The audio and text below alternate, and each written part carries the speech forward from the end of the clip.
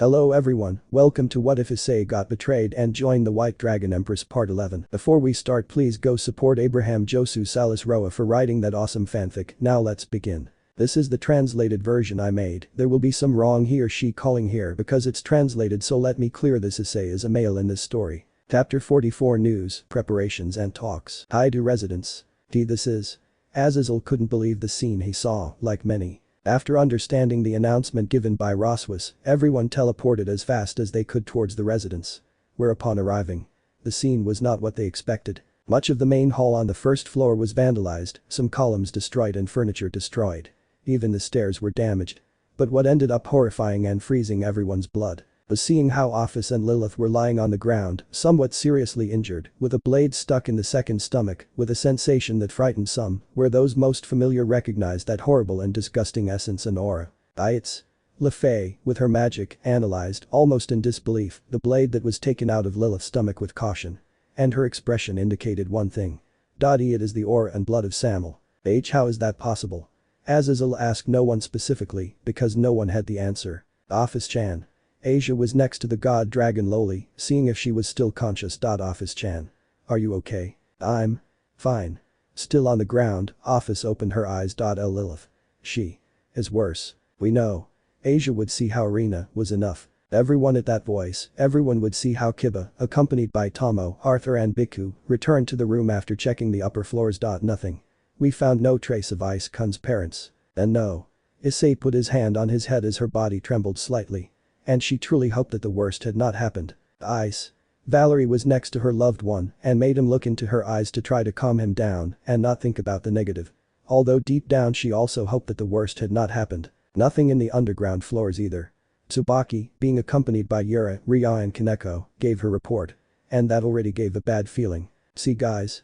Rojo caught everyone's attention and everyone saw that she had a paper in her hand. Which she showed, and what they saw left everyone frozen. It was a magic circle with the symbol of Klepeth. Some began to fear the worst upon seeing this, especially Issei, who felt that her patience and sanity could fail at any moment. Rojo, on her side, began to analyze the magic circle with the Klepeth symbol, whereupon analyzing it and knowing that this had a message or similar, she used her magic to activate it. And with that, the paper with the magic circle would fly out of the woman's hand until it landed on the ground and then unfold a somewhat large magic circle with the Klepeth symbol. And from said circle, a holographic figure that everyone recognized would appear. How are you, DXD? TCH. Razavam. Just as Valery said, clicking his tongue, the holographic figure was none other than his father, and he smiled pleased. I see you have received my message. That's good. Razavam noticed how many were looking at him with extreme hatred, and that only pleased him even more. Oh, and don't worry about those two humans, we're treating them well. Why you scum? Issei now seemed to have lost her sanity as she emanated an aura and extreme murderous instincts. If you did something to them. Oh, don't worry, Sekiryute-kun. I may be a demon, but your parents serve me more alive than dead. I give you my word. Although somewhat doubtful, the brunette calmed down a little at what Razavam said, but he still continued to see him with extreme hatred. But anyway, are you ready to play, DXD? Play? Azazel looked doubtful and hostile to what this guy was saying. What are you planning, you bastard? Oh Azazel-san, your words hurt me. Razavam sounded mocking and amused at what he said while the other's hatred increased. But seriously. I will be happy to tell you how we carry out this operation. Well, you see, we have been killing people from your alliance and using the Saint Grail to revive them, controlling their wills and making them our spies in their ranks. Many did not know what to say to what Razavam said. It was crazy among our spies. We had some members of the church, and they gave us the information about the event organized by Vasco Strada that was approved by Michael. So we decided to take advantage of it. Damn son of the devil. Valery now really wanted to cut the throat of that idiot who already crossed the line this time. What do you plan to do with Aka-san and Otu-san? Oh wow, how unexpected. Razavam would make a face of apparent surprise. Have you replaced me so soon, Valery-chan? I think your poor father feels solid knowing that you changed him. What would mommy think if she found out? Don't talk about her, you bastard. To me. You're not my father. Valery would squeeze his fist tightly. You're just a bucking devil. Oh, how flattering. Razavam just smiled unpleasantly at those words of his daughter. Oh well, continuing with the rest. I only keep those two humans as my hostages, nothing more. And if you want to save them, DXD, you will have to come here personally. Since this is the war. As the demon Lucifer said, everyone began to feel a great chill after hearing what he said, and everyone already sensed the worst. What are you implying? Azazel asked cautiously. What they heard. You see, DXD, we, Klepeth, are almost finished awakening the 666 that is with us. Everyone felt somewhat horrified and even scared at what Razavim said. All the preparations are already ready, just we have to wait a little. In a matter of 12 hours, 666 will wake up. And we have already applied everything necessary to have it under our control, and we will bring death and destruction with that thing. They are insane. Griselda couldn't believe what she heard. She had heard about the mentality of these guys and their way of doing things, but this. Do they plan to destroy the world because of their whims? Oh woman, this is a reason to live.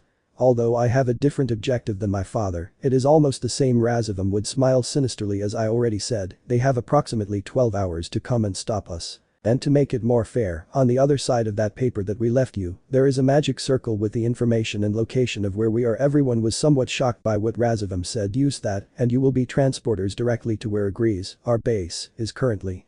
Although, I go and say that they will be transported outside the city, but they will be close to it. What are they playing at, Razavim? Azazel asked with his eyes half closed, trying to see if there was any lie behind all this. Nothing. Razavim would shrug his shoulders, with a half smile, only it's more fun that way. Although, I will also say that there will be a great and good welcoming committee to receive them. And believe me, you won't have it easy. So your best option would be to bring all the best to your side, DXD. Especially the Long Inus holders on their side, and they have 11 or more, right? You might regret it, Razavim Lucifer. Azazel really hoped that this guy is not so crazy or out of his mind to have asked for that, since taking all the Long Inus holders would make an almost absolute victory along with some leaders. Oh, Azazel Ajason, I can be many things. But unlike my father, I am the one who has made everything work out for us so far. I am the mastermind, and you have been playing in the palm of my hand. Keep that in mind. You could tell that Razavim was having fun with this, and that was the last straw. See you, and remember, you have 12 hours to come. Wait. Azazel stopped him, and Lucifer would come to see him. Answer me at least this. Where did they get that blade imbued with Samuel's blood? Oh, that. Well, it turns out that we got it through illegal routes. We had to manipulate a lot of people and. To summarize. You could say that Hades sold it to us indirectly, selling that thing to people he didn't expect to be on our side. We even still have many artificial phoenix tears with us. Just hearing that part that Razavim said, Ravel felt like crying. So much work and so on to create those tears, and these guys do it illegally and playing with life. It's not fair, but anyway, that would be all.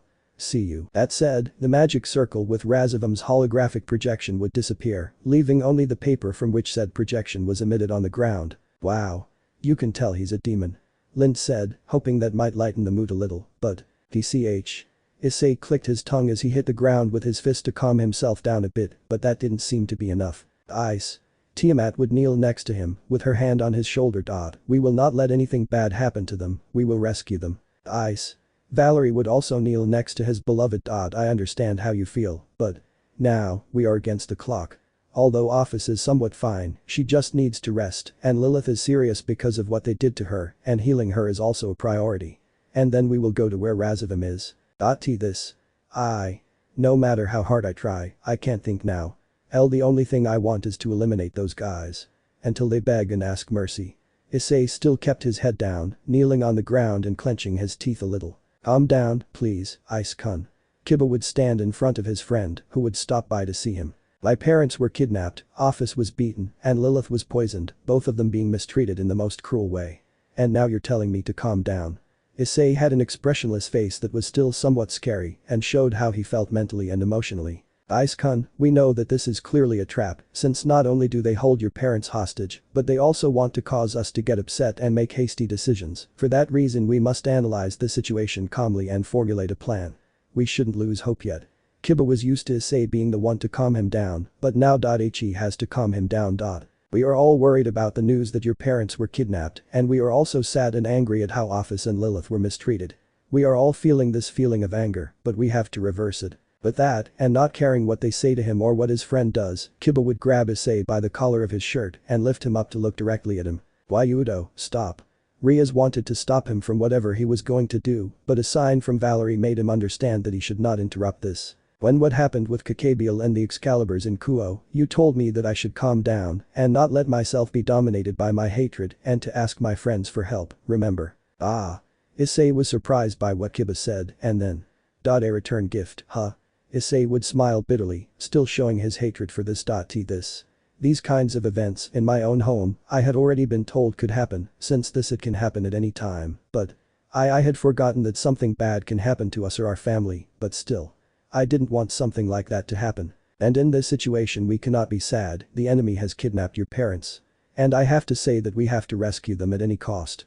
They will have to pay for this. Kiba would sigh, being sympathetic. I can't deny that I'm angry, but I have no choice but to pretend I'm fine. If this affects us, everything will end. For that reason we cannot waste time now. I do Ice-kun, I know your courage, and I can even feel the same anger that you feel inside, and for you to suggest going to find the enemy regardless of the consequences is not an option. Since this is so, we have a powerful enemy ahead of us, all we can do now is think of a contingency plan, since we are cornered by the enemy. Furthermore, we can't just arrive and start throwing blows without thinking of a plan first, and you won't be able to fight all the enemies alone. Sniff. Just by hearing that sob, both Issei and Kiba and some went to see the source, seeing that it was Asia, who was still next to Office, shedding tears. Asia. Issei wanted to say something, but the words didn't come out. Isan's expression is not the same as what is reflected in his eyes. I understand, since, for me, Isan's parents are also very important to me, as if they were my real parents. Asia would cover her face with her hands and shake her head. Isan is not the only one who is sad about what happened to his parents. Asia-san. We all feel it too. Kiba said. The same thing I say. Valery would get up from the ground and Issei would go to see her after Kiba let him go. Ice, you know everything I've been through. And apart from Azazel, I never saw anyone else as a father figure and such. Oh. Even without interrupting the moment, Azazel felt somewhat flattered and moved that Valery considered him a good father. But then.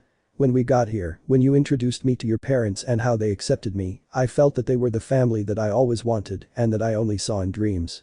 Valery would take the hands of his beloved to give you confidence. We will do whatever it takes to save them. No matter what. Valery. Issei would feel how he regained his sanity and would go to see the others. Everyone felt the same as him, but they should not get upset in this situation, that is what the enemy wants. I understand. Issei would smile reassigned. Thanks, he needed it. I will calm you down whenever necessary, my love. Valery would smile when she saw that he calmed down. Be well. Roswis would cough, drawing everyone's attention. Well, he had that paper given by Clippeth in hand. We already have what we need here. That and more. Azazel smiled when saying that. I will quickly report this and we will prepare everyone.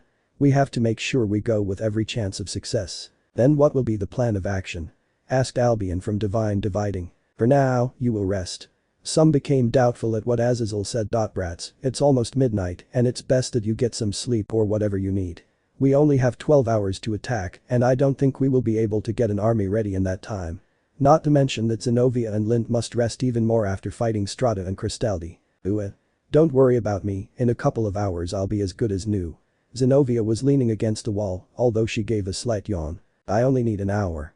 Lint said as if nothing had happened and without seeming affected by her grief. We will try to get everything ready in 6 hours. As he said that, a magic circle appeared under Azazel. Roswis, LaFay, come. We will need them for planning and so on, especially for the 666 seal. Hi. The two mentioned nodded in agreement and would stand in the same circle as Azazel. I will inform Gabriel Sama and the others of this. Griselda even made her own transportation circle appear to retreat from her. I will inform Ani Sama of this, at least about the strategic meeting. Said Riaz. Well. Azazel nodded and he would see everyone. Rest, it's an order. Aye, they all stated in unison. And with that, both the Fallen along with his two companions and the brave saint would disappear from the place in the teleportation glow. Time for the hasty strategic plan to stop Clippeth and prevent the awakening of the 666. Excellent. Razavam smiled, pleased to see that DXD fell into their game, they just have to follow everything to the letter. Did your provocation work? The one who asked that was Nehema, who was standing against the wall with her arms crossed. Even if they try to take everything calmly, in a few hours they won't be able to gather an army, and that's why he trusted them to send her heavy artillery first. Without a doubt, they believed the supposed time frame for that thing to wake up. Razavam would laugh amused. If we wanted we could wake her up right now and start attacking the demon's territory as a test, but this is better. By having the strongest here, using the Saint Grail and 666 along with those things and the Securute parents and her, we will be able to defeat and kill them without problems. And with that there will be nothing to stop us, eh? I like it. Nehema smiled sadistically at this plan, it was perfect. Oh, by the way, Euclid Kun has already finished those 2 new items for both you and him. He even made something of his own for me. Perfect. They could be very useful if necessary. Razavum would then look outside, seeing the purple sky that indicated that they were in the underworld. We must prepare. Soon it will be time. I know. Nehema nodded, and then. By the way, what about Razavum-sama? Are you sure what you are going to do at the right time? What an absurd question, Nehema. Razavum would stop by with an unpleasant laugh. Father is already very old, and you can see in his expression that he is desperate. That is why he asked for an acceleration in the formation of the army, and even to go for what we left abandoned in that isolated institute in Cocytus. Razavum would then look towards the sky. Anyway, I don't care about him. He always believed himself superior for having previously been a super demon, and now he is weak. And the most pathetic thing is that he just wants to destroy without a purpose at all. He just wants to see the world burn and continue into another. But do you think that's enough, or that senseless destruction is okay? Why should there be a purpose to destroy the world? Asked Nehema, trying to find a meaning. There has to be, otherwise, you're just empty. After all, if we destroy this world until there is not a single life left that opposes us, do you think it is worth living in a world with nothing or no one? The succubus did not know what to say to Razavum's question. My grandfather, Lucifer, was different and even better than my father. All the other mouse like Leviathan, Beelzebub and Asmodeus wanted to conquer the world and were stubborn not to see the obvious difference in power between themselves and Elohim. My grandfather was different.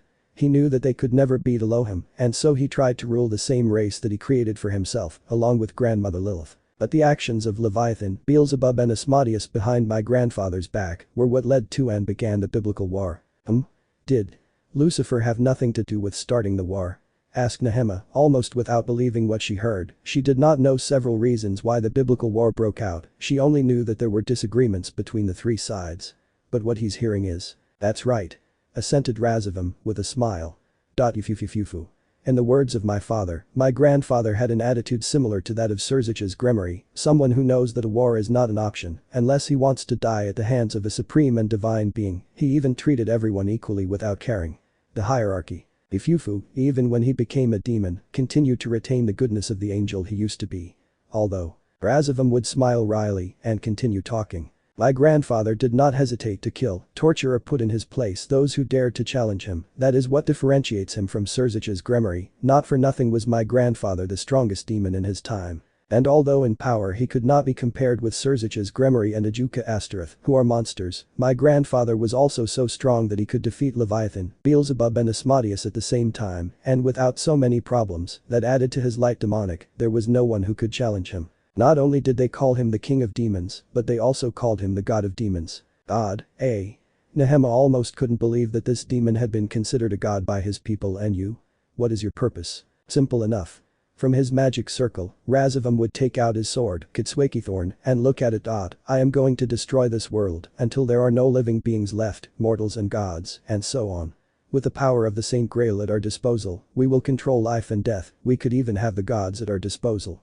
And with this, we will create a new world. A new world that we will govern as it should, and that will no longer know what no longer exists, it will only see what has been given to it.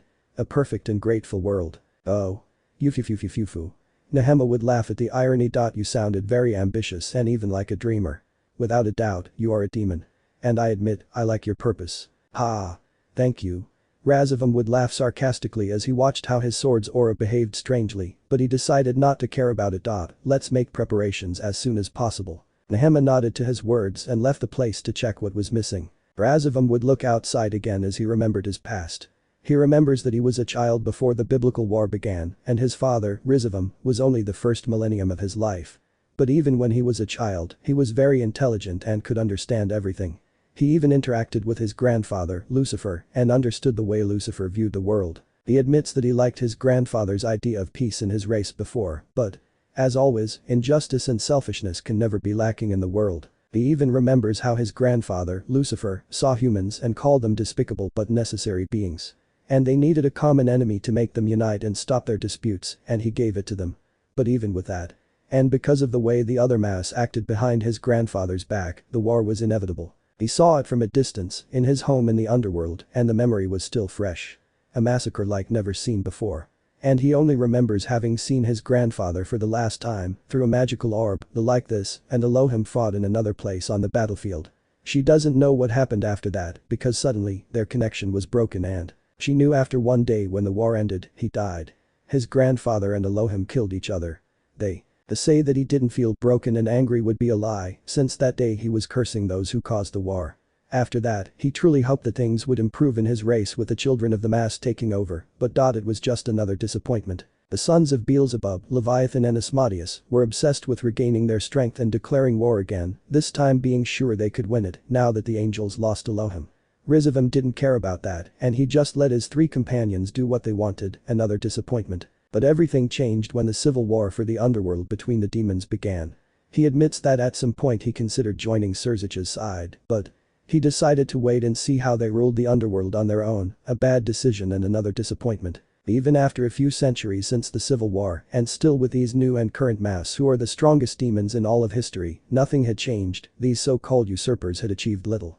Discrimination was still in force, blind arrogance without understanding or accepting the difference in powers, and belief that only talented thoroughbreds should be at the top, only caring about the purity of blood and not power. Pathetic. He hated this and was disappointed in his own race. In fact, even to this day he still wonders what things would have been like if he had supported Serzich's side in the civil war. Maybe he could have put an end to all the imperfections of his race and… No. He shook his head, he was not in the mood to think about these things. What done is done. Right now he just has to do everything calmly. His goal was close. Instead of supporting a pathetic world that refuses to change for the better, creating a new one without imperfections is the best option. He will do what the gods should have done in their golden age, guide the world as it should, and make everyone equal. Even if he has to start a war and massacre to get it. Feeling a pulse coming from the sword of him, I miss him. He had never reacted that way. It was like, I didn't agree with him and… absurd. It is just a weapon with an unpleasant power that, although it is believed that his grandfather created it, in reality it was the 6 demons who served him who made it, and his grandfather made some adjustments to it. But why? Why does she seem to deny what he thinks? It's ridiculous. Is his own weapon that has only pure evil thinking that he is wrong? He doesn't need something absurd like this. He continued to look at the sky of the underworld while he had his ideal as a goal to fulfill. All while his sword continued giving him warning pulses, as if asking him to stop. If he follows this path, he will regret it and will only feel disappointment again, and possibly even pain. But Rizavim did not heed the warnings given by the sword of him that he had within him. The will of Valery Lucifer of the Tomorrow Star, who was feeling anger and disappointment from this descendant of his. He tries to do so-called good through war and destruction. And that was something that both Elohim and Lucifer did not want, not wars. Although they knew that things had to get worse in order to get better, this is too much. It is not surprising to him that he has not even unlocked the true hidden strength of this sword, as well as the hidden strength in his inheritance, only Lucifer could after accepting as much as possible. That became being an entity of darkness that goes for the light, or between both, a harmony that can achieve the impossible. And he will make you understand it. And he already knows the right person who is the real change this world needs. Several hours had already passed, 5 to be exact. Everyone was preparing for the operation to stop Qliphoth and the awakening of the 666. It was already early morning, although the sun had not yet risen, since it was around 6, but there were still signs that it would soon come out. And because they have to be precise and fast and they don't have the time factor, they had to be as ready as possible. It's good that today was Saturday, they won't have to worry about the academy for the moment. Right now, in his own room at his house, Issei was sitting on his bed, waiting for everything to be ready for the operation. He slept for almost 3 hours, since he had already slept a little before Zenovia's duel against Vasco, the same with the rest. So they should not worry about mental fatigue. And at that moment, he heard the door to his room open. For a moment he thought it was Valery, but in reality, the one who ended up entering was Riaz, which surprised him a little. Do you mind if I accompany you? Asked Riaz. No. Issei would shrug his shoulders, and the girl nodded. Riaz would approach her former pawn and sit next to her on the bed. She internally was nervous and… No, if he doesn't do this now. Maybe he won't be able to do it later. I already wait too long. Maybe it's a bad time, but… I'm sorry. The brunette would go to see Riaz with some doubt. I know we already talked about this and… I understand and accept that I fail in everything. Both as a lover and as a girl in love. I feel like… It's okay. Issei would interrupt the redeed and caress her head, embarrassing her a little. She's older by a year and yet. He treats her like a child. I already told you that I don't hate you for that. We both hurt each other indirectly and… Like you, even now I still think I could have been better. I know. Riaz would smile sadly as she remembered the past. It was a short time, but… It felt like it had been an eternity. Do you remember when I told you how others saw me and how I wanted them to? Would that special someone see me? Yes. Issei nodded. That they only saw you for what you could give, without caring who you really are. You wanted them to just see you as an ordinary person. Issei would laugh wistfully at that memory from that night before the rating game against Razor. He admits that he truly fell in love with her after that conversation, but, as always, her trauma didn't let him move forward. Do you remember the dream he wanted to achieve once he was promoted? How can I forget? I want to be the harem king. Ria's made a somewhat masculine voice as she said that in a manner similar to the former Issei, embarrassing the aforementioned. Hee. That same. Issei would laugh bitterly and sigh. In fact, now I realize that. He was fooling myself with that dream. The girl would pass by to see him with some disbelief. What he really wanted back then was to find someone to settle down with and make a life with who saw me as much more than what others thought of me. That was what he wanted. Issei would smile at what he said, but then he became somewhat gloomy. But, in the end, everything changed after what she did to me. I'm sorry. The brunette would go to see Rias with some doubt, who looked guilty. To be honest. I knew about the fallen who were in Kuo at that time. I could have done something, but since we didn't know anything about their intentions and we were under the non-aggression pact, we couldn't act without proof. Even now I think that I could have saved you that trauma and that horrible experience of almost dying by calling you before your appointment with her. I could have warned you about her. I could have made you the normal proposal to join me without you going through that. I could. Rias would not continue with her words because Issei hugged her with one arm and brought her closer to calm her, feeling her body tremble. He felt guilty about everything. And it was partly true, but it doesn't matter. What really matters is recognizing our mistakes and not continuing to cling to the past. Issei would look at the retreat in her eyes and she did the same. Even if we can't fix that old relationship of ours, we can start again. Ice. Rias felt like she wanted to cry, but the brunette didn't allow it, narrowing his eyes to prevent it. Even with my current relationship, I can't deny what I still feel for you. The girl was surprised by what Issei said, who smiled slightly. Normally, before I thought that it was best for girls like you and the others to be with someone else, since I'm a nobody, I'm not special, I have nothing I can give you. Why do you keep putting yourself down? Asked Rias, already calmer. Why don't I see more value in you? Do you want to know how I felt knowing the big difference between society and class between us?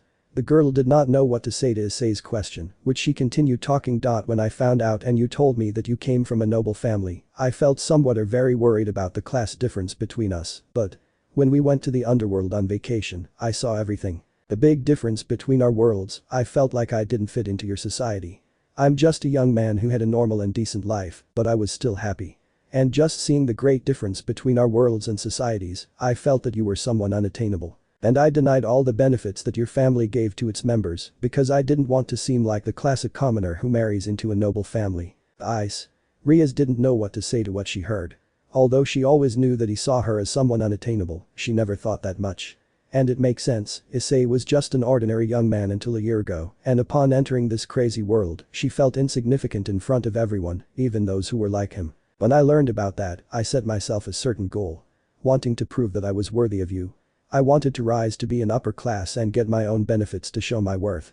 Although she didn't know much about nobility, she thought that class was important, that only a noble could marry another noble and not an unremarkable commoner. And that wouldn't have mattered to me. Issei, with some hesitation, went to see Rias, who put on a serene expression. Just like you saw me, when you said that you saw me more as an ordinary girl and not an heiress, that's when I started to see you in a similar way. I didn't see a commoner who only followed the orders of a noble like me. I saw a random boy who did everything for me to meet my expectations and who saw me as an equal. And anyway. With her middle finger, Rias would lightly tap Issei's forehead. A relationship between a noble king and a commoner servant is no longer frowned upon. Maybe there would have been complaints in that, but that still wouldn't change anything. Or do I even have to remind you how they romanticized both of us in the Op-I Dragon show? If I remember correctly, that wasn't very noticeable. Issei would smile bitterly at the memory. And me being an idiot, thinking that was just in the show. Like actors in movies, where the actors are in a relationship in said movie, but in their personal life they are nothing like that. Yufufufu. It's true. Rias would laugh at what she heard, feeling better. It's good that we can chat like this, before we didn't chat like that. I was just trying to tempt you and you kept looking at my breasts. It's true, we never act truly normal in front of each other. Issei would scratch the back of his neck, somewhat embarrassed at the memory. After all, this was the first time that he chatted with Rias in a natural way and without one thinking of indecencies towards the other. I'm glad we're at least starting over. If there is an opportunity to continue with it. Rias would now put on a somewhat severe expression and the brunette understood why. What's happening now, with Clippeth and Valery Lucifer's invitation, is not a game. We can die here and that is something that no one can deny. We will do everything necessary to overcome this. Issei would put his hand on the girl's shoulder and put on a half smile. As long as we are all together, there will be nothing and no one to stop us. Heh. You and your words of encouragement. I don't know how, but they work. Riaz would sigh after feeling a little motivated. I feel like I can be more confident now. So are you ready to properly lead the new and reformed Gremory group? Issei asked with a challenging half smile. Yes. Riaz nodded with a determined smile. And. Besides, I feel like there's something else I need to do. Something I should have done a long time ago, and I will talk about it with the rest. Good. Then go and do it. Issei said. Yeah. And also. Riaz would hug him due to his certain surprise. Thank you for everything you have done for me, and for not hating me. Heh. I will never do it. Issei would stroke her head one last time. You saved me from dying and brought me to this crazy world. And I still feel like I owe you a lot. You've already done enough. Now it's my turn to face my own problems. When she said that, Riaz would separate herself from him and go towards the door of the room to leave. You must do what you are going to do as soon as possible. I see that you have come. Valery was in one of the rooms in this enormous house, being accompanied by Tiamat, Kuroka, Lefay and. Let me guess, you will be part of the group that will make the stamp, right? That's right, Virginia-chan. She agreed with her complex older sister, Lavinia. She being accompanied by Natsume. She also studied the seal, and thanks to the collaboration of Mephisto Kaicho and Ajuka Beelzebub, along with other great magicians, the seal will be a success as long as we do everything to the letter. I see, that's good. Maybe I can give some of my contribution to it since I also study the seal properly. Said Valery with a hand on his chin. Oh, by the way Lefay Naya, why did it take you almost so long to return if the strategic meeting between the leaders only lasted a short time? Asked Kuroka. Oh, what happens is. First, we spent almost 2 hours telling what happened and what we should do. Then I made a call to my home to see if we could receive help. Said Lefay. And what did they tell you? Asked Tiamat. Mother and father told me that they will see what they can do. But the only help they can send us in advance is to Elaine-san, a servant of my home and Nai-sama's beloved. Said Lefay. Uo? Loved. How interesting. Natsume seemed interested in where this was going. How capable is this Elaine person? She is a magician, just like me. She taught me everything related to magic, she even knows how to fight head-on with weapons. Lefay would then put a finger to her chin. In fact, I think she will come with a legendary weapon that my parents will give her. Our Pendragon family has many treasures and legendary weapons in the basement, and these have been preserved. Maybe it comes with something special. Then that is enough for us to help. Valery would sigh, and. By the way, Lavinia, did Tobio and Kauki come too? No. Lavinia shook her head. From what I know, Azazel gave them a quick mission. Apparently they are going to look for someone who will be of help. And he said we'll know who it is once they arrive. Well, if Azazel trusts them to give them that kind of mission, he must be serious. Valery would shrug his shoulders to not give it importance. We will need everyone necessary. And I think also Cao and his group. Do you really think they will let them leave because of this? Asked Tiamat. Cao, Georg and Leonardo have already served their sentence. And the others are still paying for their crimes, but. It is a fact that they are needed because of their great abilities and. MRG Valery would stop her words because, suddenly, she felt that for some reason she wanted to vomit and quickly went to the bathroom near her before it was too late. Be Valery-san. Lefay looked with doubt where the girl went and. Hey, do you know that? Hey. But. With permission Tiamat followed the silver-haired girl's step and went to another of the bathrooms in the area. Luckily there is more than one here. It seems that being a meeting room has everything thought of. What's wrong with them? Lefay was now very worried about both women, while Natsume chuckled. Natsume-san. Seriously? Don't you see it? Vomiting in the early morning when no one has the same diet. The three girls looked at each other and then looked at Natsume with surprise. Ifufufufu.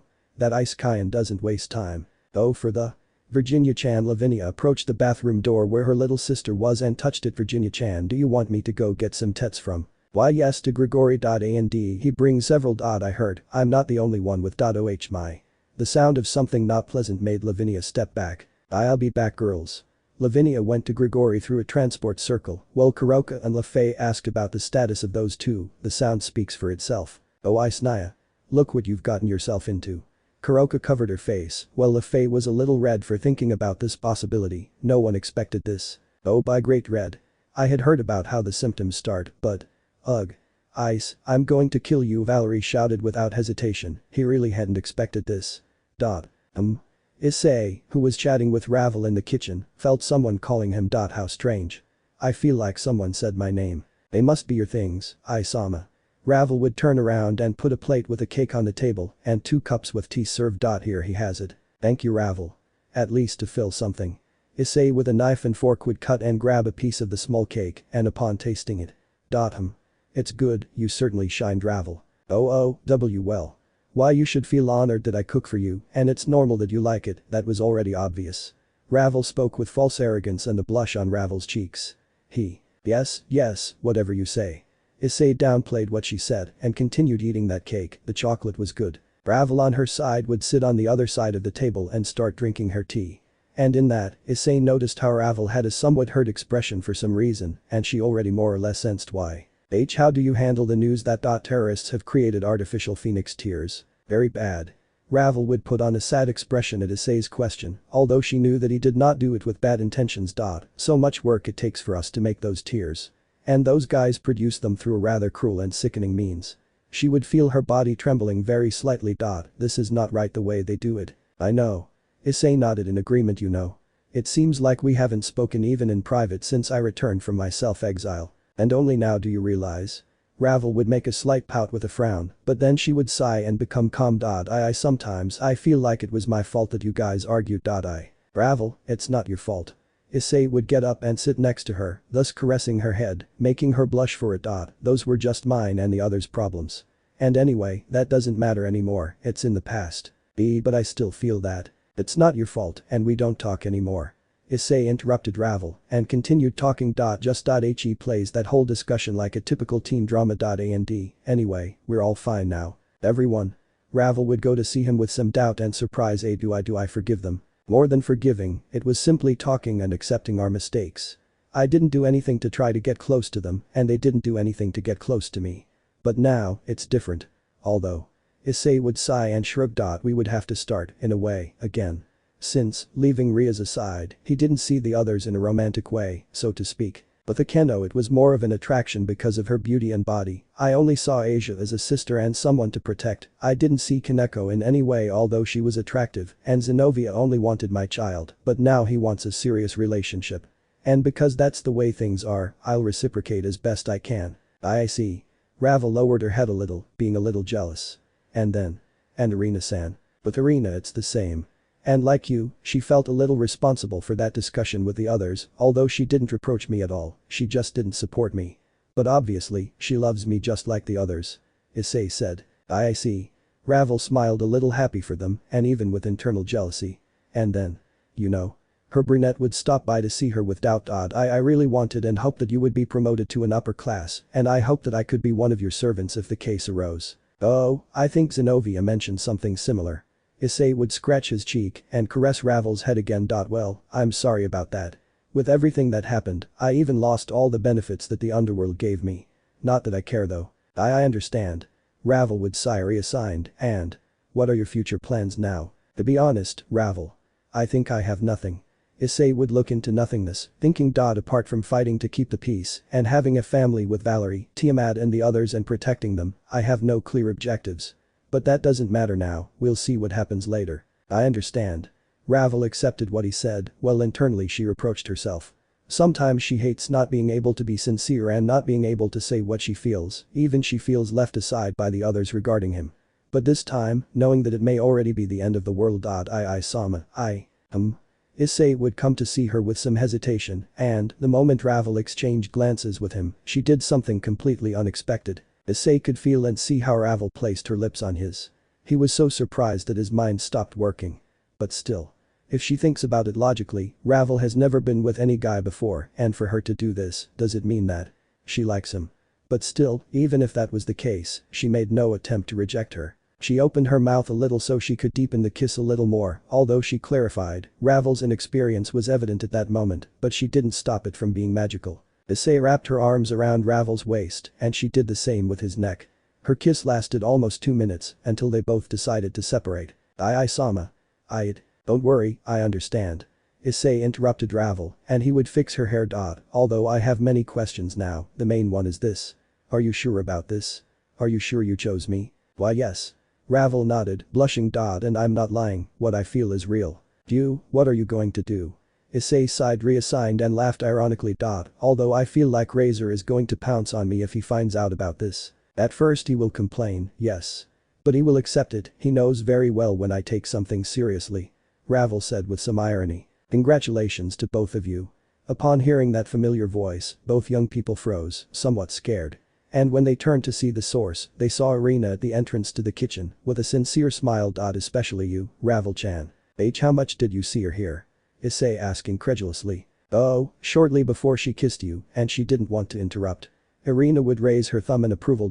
Because it's possibly already the end of the world, you were right to confess now, Ravel-chan. Ooh. Ravel was shaking with her head down, very red. Damn, because he did that, was it on impulse or something else? Oh well, this has been going on for a while. What did you call us for, Riaz? Akeno asked a general question while she and her entire group were gathered in her mistress's room, even Roswis was present as a witness or something else. You.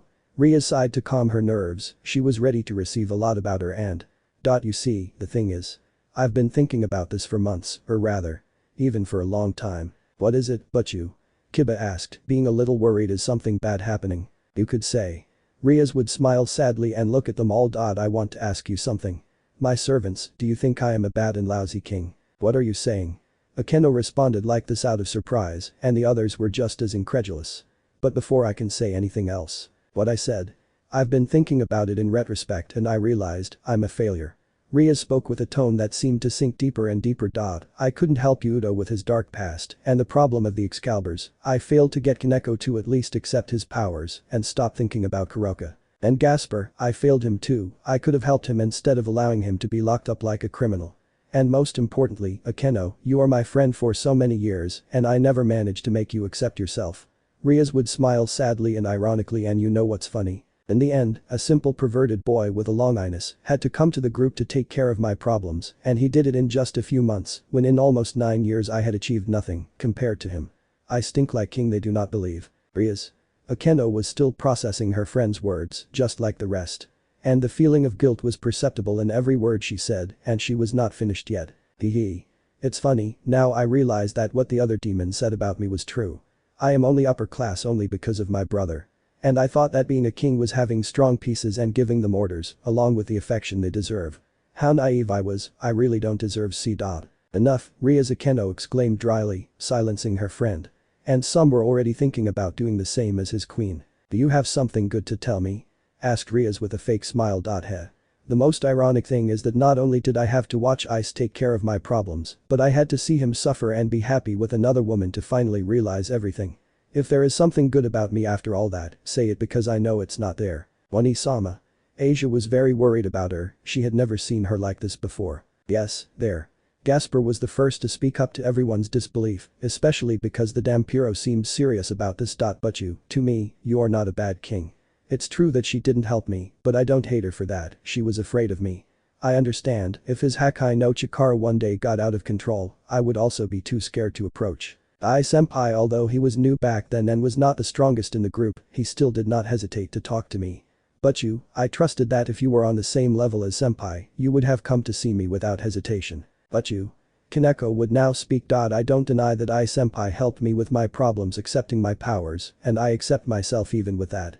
But he didn't achieve it just by telling me that he accepts me as Nekomata and declaring it in front of Ni-sama, but it was thanks to you as well. You laid the foundation through all those years talking to me, giving me confidence even though I never listened to you. Senpai only gave the final push. But you. Now it's Kiba's turn to speak. Well, it is true that it was Ice-kun who helped me with my problem, he didn't do much. He just told me not to abandon the family that took me in, you. And I just had to receive the support of my dead brothers and sisters to understand everything. But even with that, you helped me more. You took me in and gave me a reason to live, and although deep down I didn't value it, I still felt happy with my new life. Riaz, I'll also tell you something. Akeno would approach her friend and put her hand on her shoulder. I will not deny that it is thanks to Ice-kun that he not only accepted my fallen powers, but that he even helped me forgive my father. But that was because I was weak and pathetic. Akeno would smile sadly. Even though you accepted me as a fallen like the rest, I continued to deny what I was and from using my powers. And above all, do you want to know how I felt after losing in the raiding game against Razor? How did you feel? Asked Riaz. I felt guilty and pathetic. After the game, I scolded myself for a long time, telling myself that if I had used my powers, it could have made some difference. And because of that, you were about to pay a horrible price because of me. Internally I wanted to use them for you, but I was weak. And after Ice-kun left and came back, we chatted several times about that topic. And I realized how pathetic I was. I preferred others to tell me what to do instead of deciding to do the right thing on my own. And even now I still hate myself for it. I'm sorry if my indecisions made you think that way, but let me tell you, you're not a bad king. Akeno said. Oni-sama.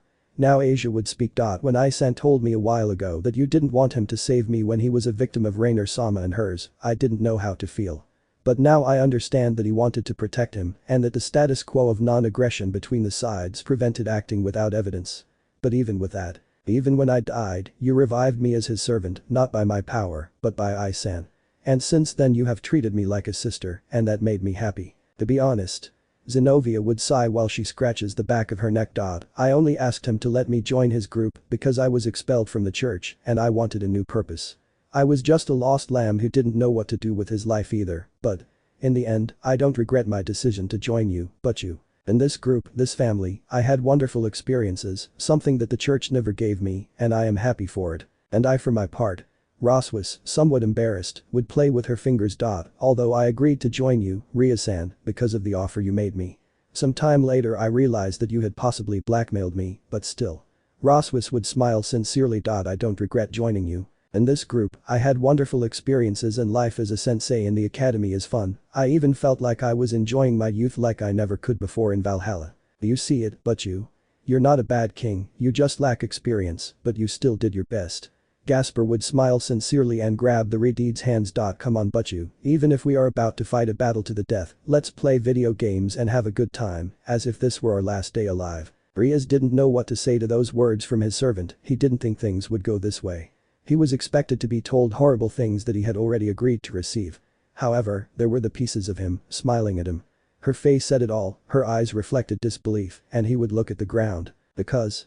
Gasper, I kept you locked up all these years, and I didn't even go to see you once. Why are you asking me this if you know what I did? I don't understand your kindness, you should have some grudge against me. I don't have it. Gasper would shake his head. As I told you, you were afraid of me, all my life I have known people who have had the same feeling against me, that's why I don't hold a grudge against you. Furthermore, you would not have been able to help because my power would have stopped you. Instead, Senpai received help and advice from others such as Azazel-sensei to know how to help me, even the others lent her help to help me. It's like Valery once told me, sometimes we all need help, no matter who it comes from. Raise your head, but you look better when you smile. It's true, but you. Yes, Wani-sama. Haneko and Asia supported with a smile, as did the others. Eyes. I don't deserve you.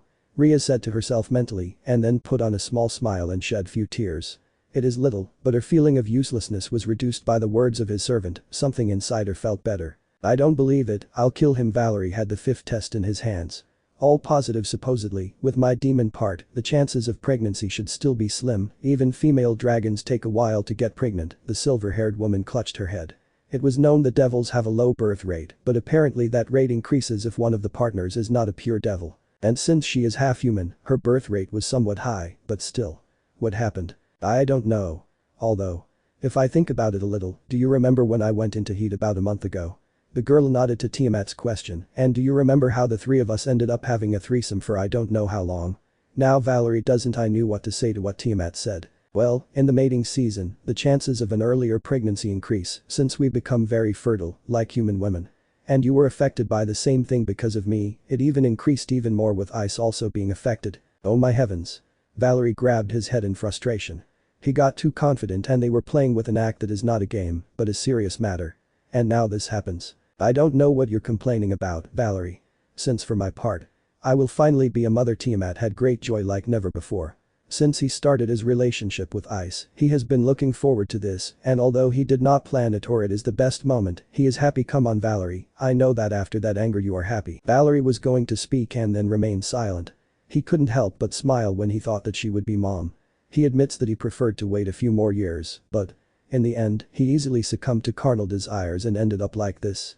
He couldn't complain, he had to take responsibility for what he did, just like Issei. Seeing Tiamat smile at the idea made her stop her initial annoyance and embrace the idea. Oh well, now he has a great reason to fight totally seriously and not let Clippeth get away with it. Jew.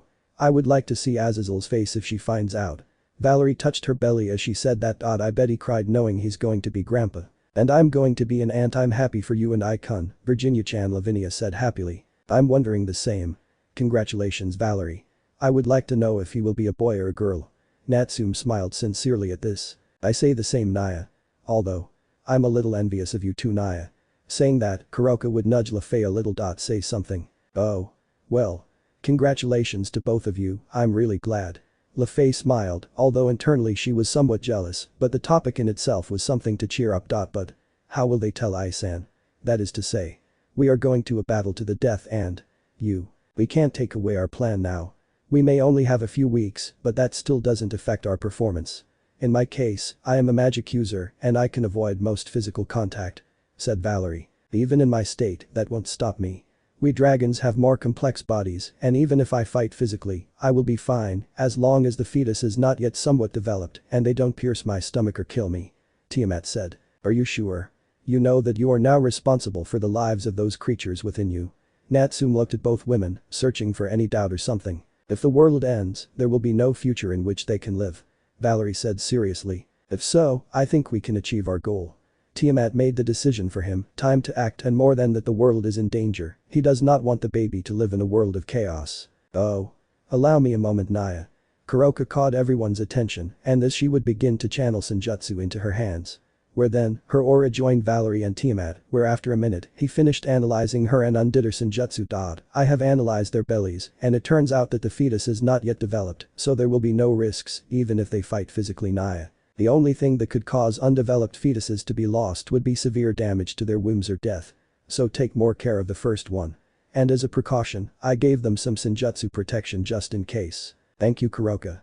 Valery smiled gratefully at her friend, how good she is. Hey Kuroka-san, how did you know what to do? Lefei asked. Oh. I have been preparing in case this case happens, you never know.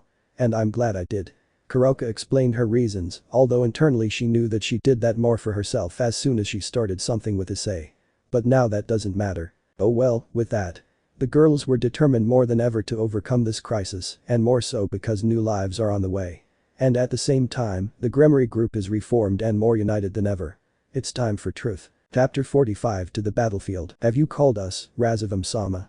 A woman around 30 years old and with long green hair knelt before the demon Lucifer.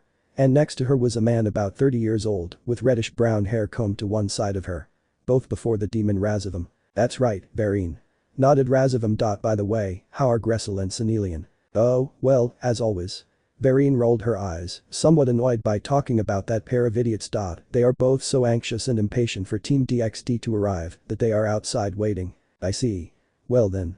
Prepare those things and the others. To be in position outside the city. The woman nodded to what Razavam said and left the place.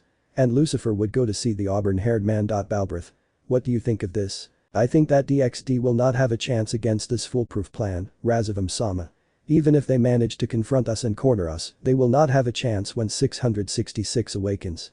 It's a lost battle they fight. Balbrith said. You do know that there is a possibility that you guys will die even if you manage to stop DXD, right? Asked Razavam to confirm something. We know it my lord, but we will make the sacrifice. We are just vile creations who have been alive for almost 2 months, but you have given us a reason to fight within our lives. For you and the new world you create, we will give our lives. Lucifer was pleased to hear Balbrith's loyalty.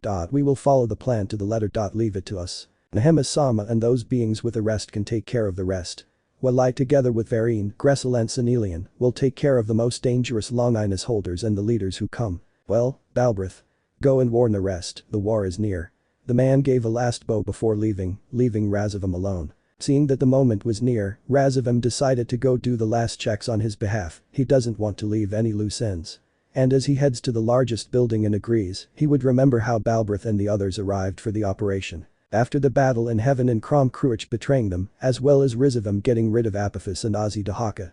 Old Lucifer decided that they should go look for that thing that they left abandoned in an abandoned institute in Cocytus. What was in that place, in a room that looked like a large laboratory, was a capsule that had inside to a woman with her body so mangled that she seemed unrecognizable and looked more like a large piece of writhing meat, indicating that she was alive. That thing was none other than the grandmother of Razavum, mother of Rizavum, wife of Lucifer and mother of all demons, Lilith, the original.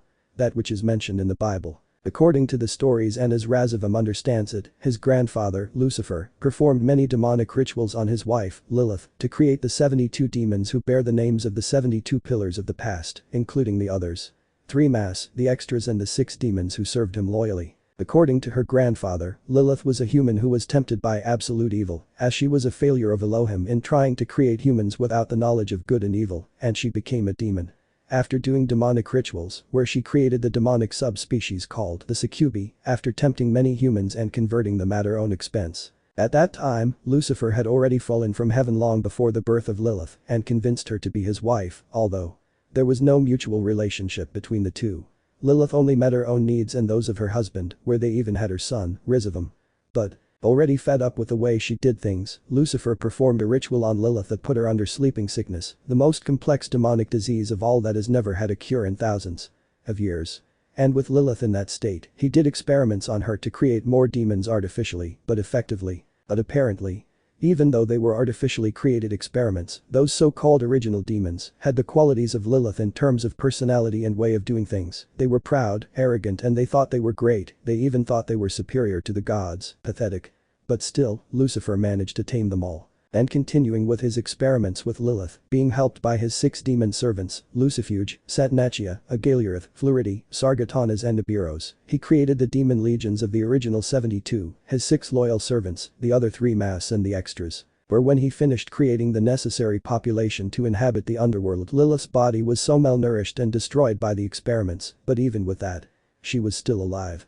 And Lucifer abandoned her in Cocytus, no longer seeing any purpose in it. Rizavum received the information from his mother shortly after his father's death, which he did not mind. And although Rizavum was the one with the idea of using his mother, Lilith, to create a larger army strong of artificial demons, Razavum and Euclid were responsible for improving the production process of artificial demons. Where using the Saint Grail, they stabilized Lilith and made her more fertile. Where among the 75,000 artificial demons, only 4 had been born with a very ridiculous power, 2 of these 4 being complete monsters that deserved to be called super demons, Balbrith and Varine. While Gressel and Senelian surpassed the Mau class, but still far from the power of a minor god. But they could still get stronger. No doubt Razavum was right to use special demonic rituals that gave these artificial unspeakers intelligence, as well as the knowledge of good and evil. Where the majority who are at the level of an upper class yearn more for destruction and the heat of battle, including Gressel and Senelian. Both Balbrith and Varine love Razavum's ambition to create a new, more just world and without imperfections. Both super demons even have a certain taste for fighting, but without being evil and having Razavum's ambition as a goal to fulfill. But that said, the place Razavum had arrived at was the largest room of the largest and tallest building in Agrees. Where at the back of the room, on the wall, was a large blood-red crystal. Where it is said that the evil pieces are created from said crystal, and Clippeth has given it many uses for his weapons and army. And what is in the center of the large red crystal is the source of Agree's power. However, the most notable thing in that room is what was under the large red crystal. That was what one could define as a beast, so ridiculously large that it seems to measure more than 100 meters high, larger than the Great Red.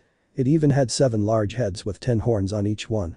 And the 7 heads of said beast are the combination of several species such as lions, leopards, bears, dragons, etc. Not to mention that on each of their heads there were large reddish crystals, which extended along their 7 necks. This is the imperial beast that is written in the Apocalypse of the Bible, and the aura that emanated from its body was terrifying and fearful in Razavum's words.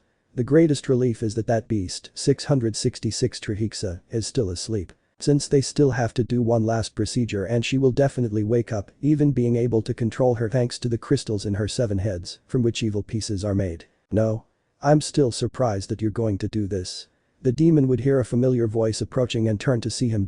And without a doubt, this beast is very scary. Not even I would have thought of something crazy like this. How madness. I don't want to hear that from an idiot who wanted to start a war just to quench his thirst for fighting. And look what were the consequences of your actions, an alliance was made. Your plan was pathetic, Cacabiel. Said Razavum. DCH. Anyway. Cacabiel clicked his tongue irritably. Anyway, I learned a lot during my freeze in Cocytus. And now, an ambition like yours seems interesting to me. Keep in mind that you could or may die in this battle against DXD. Said Razavum. Ah. If so, let it happen. Cacabiel would shrug his shoulders. At least I will make sure to enjoy it like never before. Do whatever you want. Raz of them would turn around to leave. If it weren't for the fact that we still needed notable members, I wouldn't have freed you from your prison. And the same for those other useless ones who will be useful for a while. Yes. Whatever you say. Kakabiel said without importance and looking away. But that said, the demon Lucifer would go to his temporary resting place to continue resting and waiting. The war between DXD against Klepeth was near. In one of the rooms of the Haidu residence. Office was sitting on a chair, taking care of Lilith who was lying on the bed next to her. Removing the poison was not that complicated, but it still left her so weak that she must rest for now. Office would caress Lilith's head, who was still asleep, and she seemed to smile very slightly even while she was asleep. Office didn't know what to feel about this, except relief. When she saw how Lilith took the worst part, she was internally afraid to see what those idiots did to him. He still remembers it clearly, and it was several hours ago. How those Klepeth demons entered the residence and then put Issei's parents to sleep with magic. They even used them both as bait so that both of them would receive each of their attacks. At that time, Office was debating whether to go on the attack regardless of the damage it caused, but she couldn't. She ran the risk of even killing Issei's parents by accident. And Lilith, even though she was more stable than her, must have thought the same thing. Still. Seeing Lilith in that state and not having been able to prevent Issei's parents from being taken away. It made Office, the dragon god, feel helpless, weak even, for the first time in her life. Seeing how his hand was shaking, apparently from anger and pain, surprised her a little. Was this anger and sadness? Without a doubt, every day she learned something new. Office. Upon hearing that familiar voice, the aforementioned would see how Valery, accompanied by Tiamat, entered the room. How is Lilith-chan? For now? Well. He just needs to sleep. After finishing saying that, Office would then look analytically at Valery and Tiamat, with her gaze ending up seeing the bellies of both of them and feeling a family energy. Which made her raise her eyebrows. Until she understood. Valery. Tiamat. Both. Are pregnant. Oh, did you notice? Asked Tiamat, being surprised that the dragon god could know about their condition as if it were nothing. Yes. Office nodded. I feel a presence similar to Isei's within you. And when I remember everything I learned about how children are born. It wasn't difficult to guess. And I see. Valery said a little complicatedly. It shows that this is not so new for Office. Office would motion to both women with her hand, indicating that they should approach her. Which they both did until they stood in front of Office, who with her hands began to caress both of their bellies. Without a doubt. They will be unique and even more forbidden existences. Even more than Ice. Oh really? Tiamat would see her with real surprise. Why? Is it because they will inherit your and Great Red's powers? Yeah. And not only that. Also yours. Office would then look at both of them in the face. Ice is already a forbidden existence, but he was not completely reborn to the natural. His body is that of a pure dragon with my powers and those of Great Red, but his soul. His soul is human.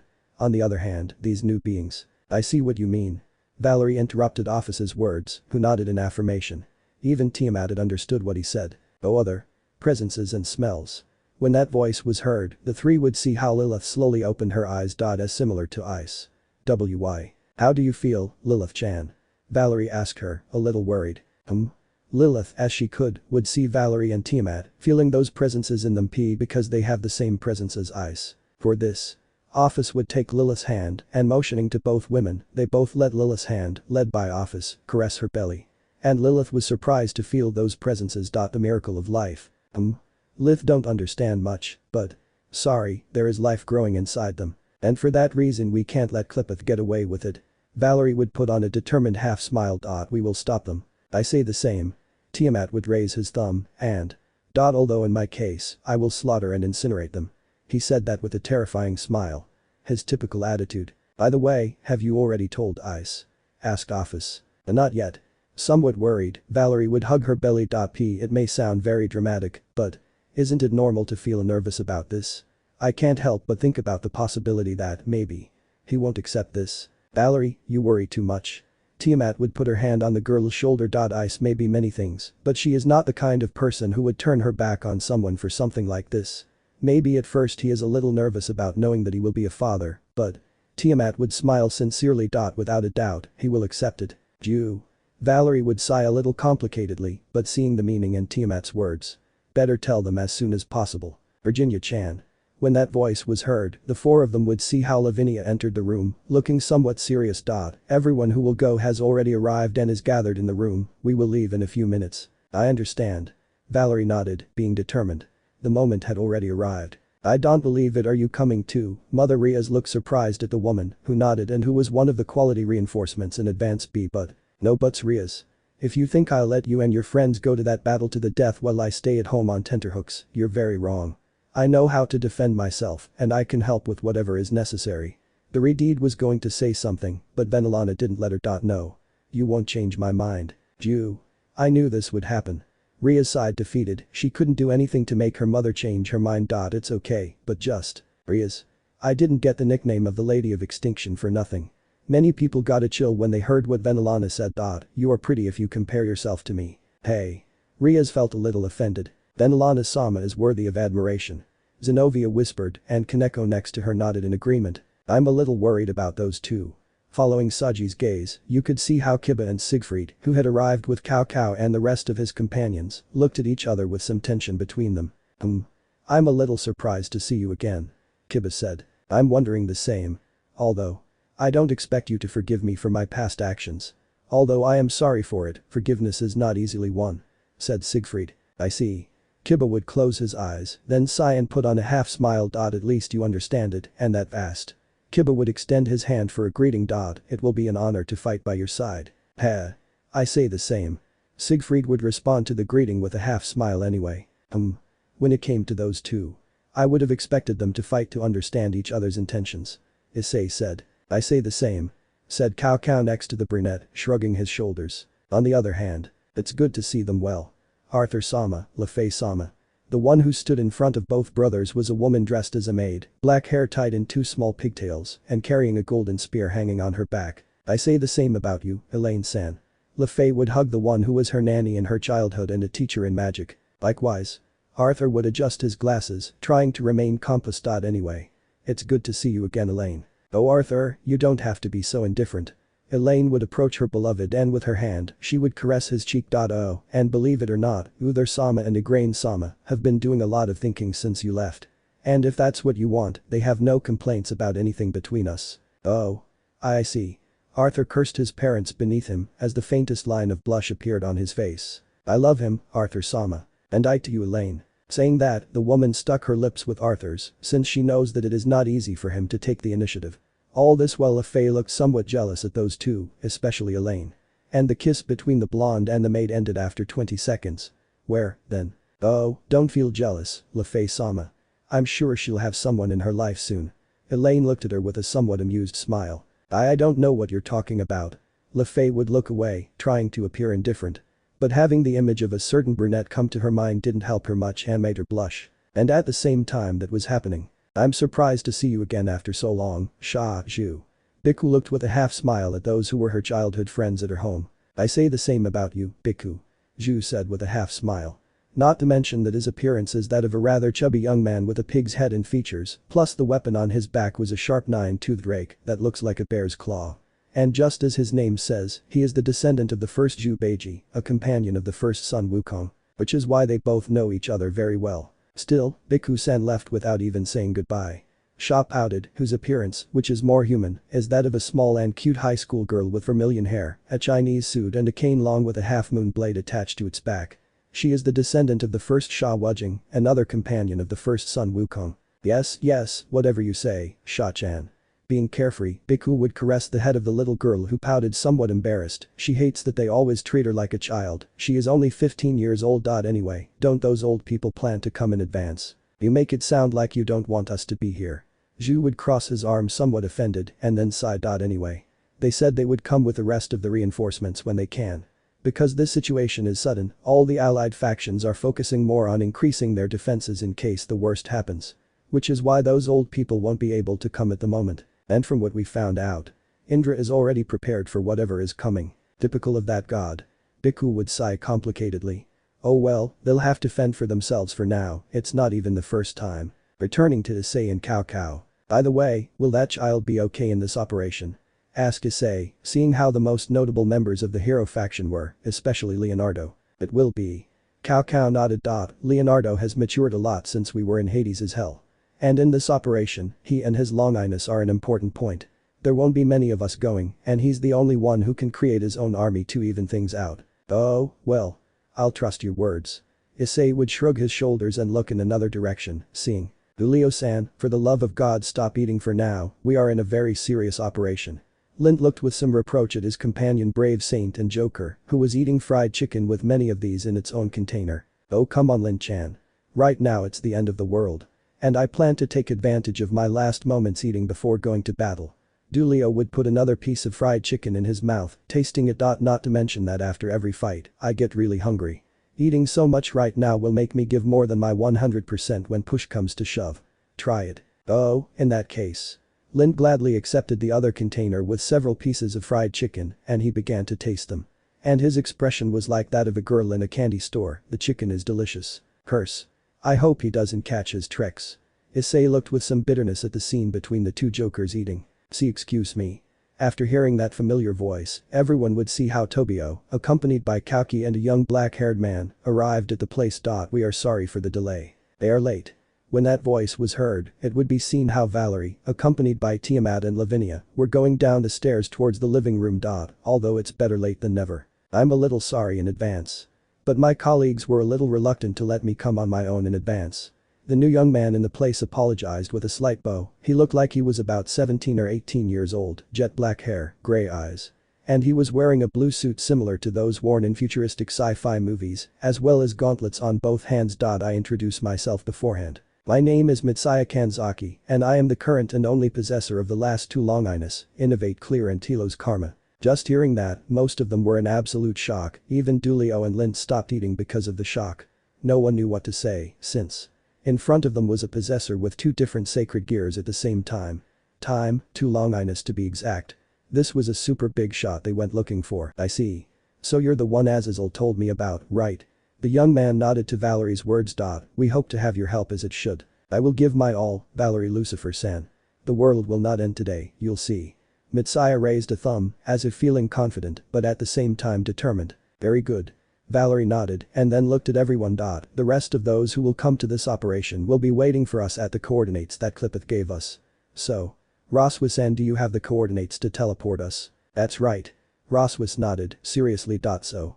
Ready or not, we're leaving right now. There is no time to waste. When she said that, the former Valkyrie would raise her hands and create a large magic circle to fit everyone. Nervous? Riaz noticed that Sona was shaking a little. I'm the same. This is bigger than everything before. I know, but we are going to do our best. Sona showed her conviction, while both of their queens supported them, determined. Everyone seeing that it was time. They began to gather together to enter the transportation circle, all with the same thought and determination. Save the world from this global crisis. And with that, everyone would disappear from the place in the teleportation circle. When everyone was able to recover their clear vision, they would see that they were in a terrain that looked rocky with few rocky buildings in the surroundings. But what ended up drawing everyone's absolute attention was the sky of the place. It was purple. So, are we in the underworld? Issei asked almost without believing it, and some were just as incredulous. That's right.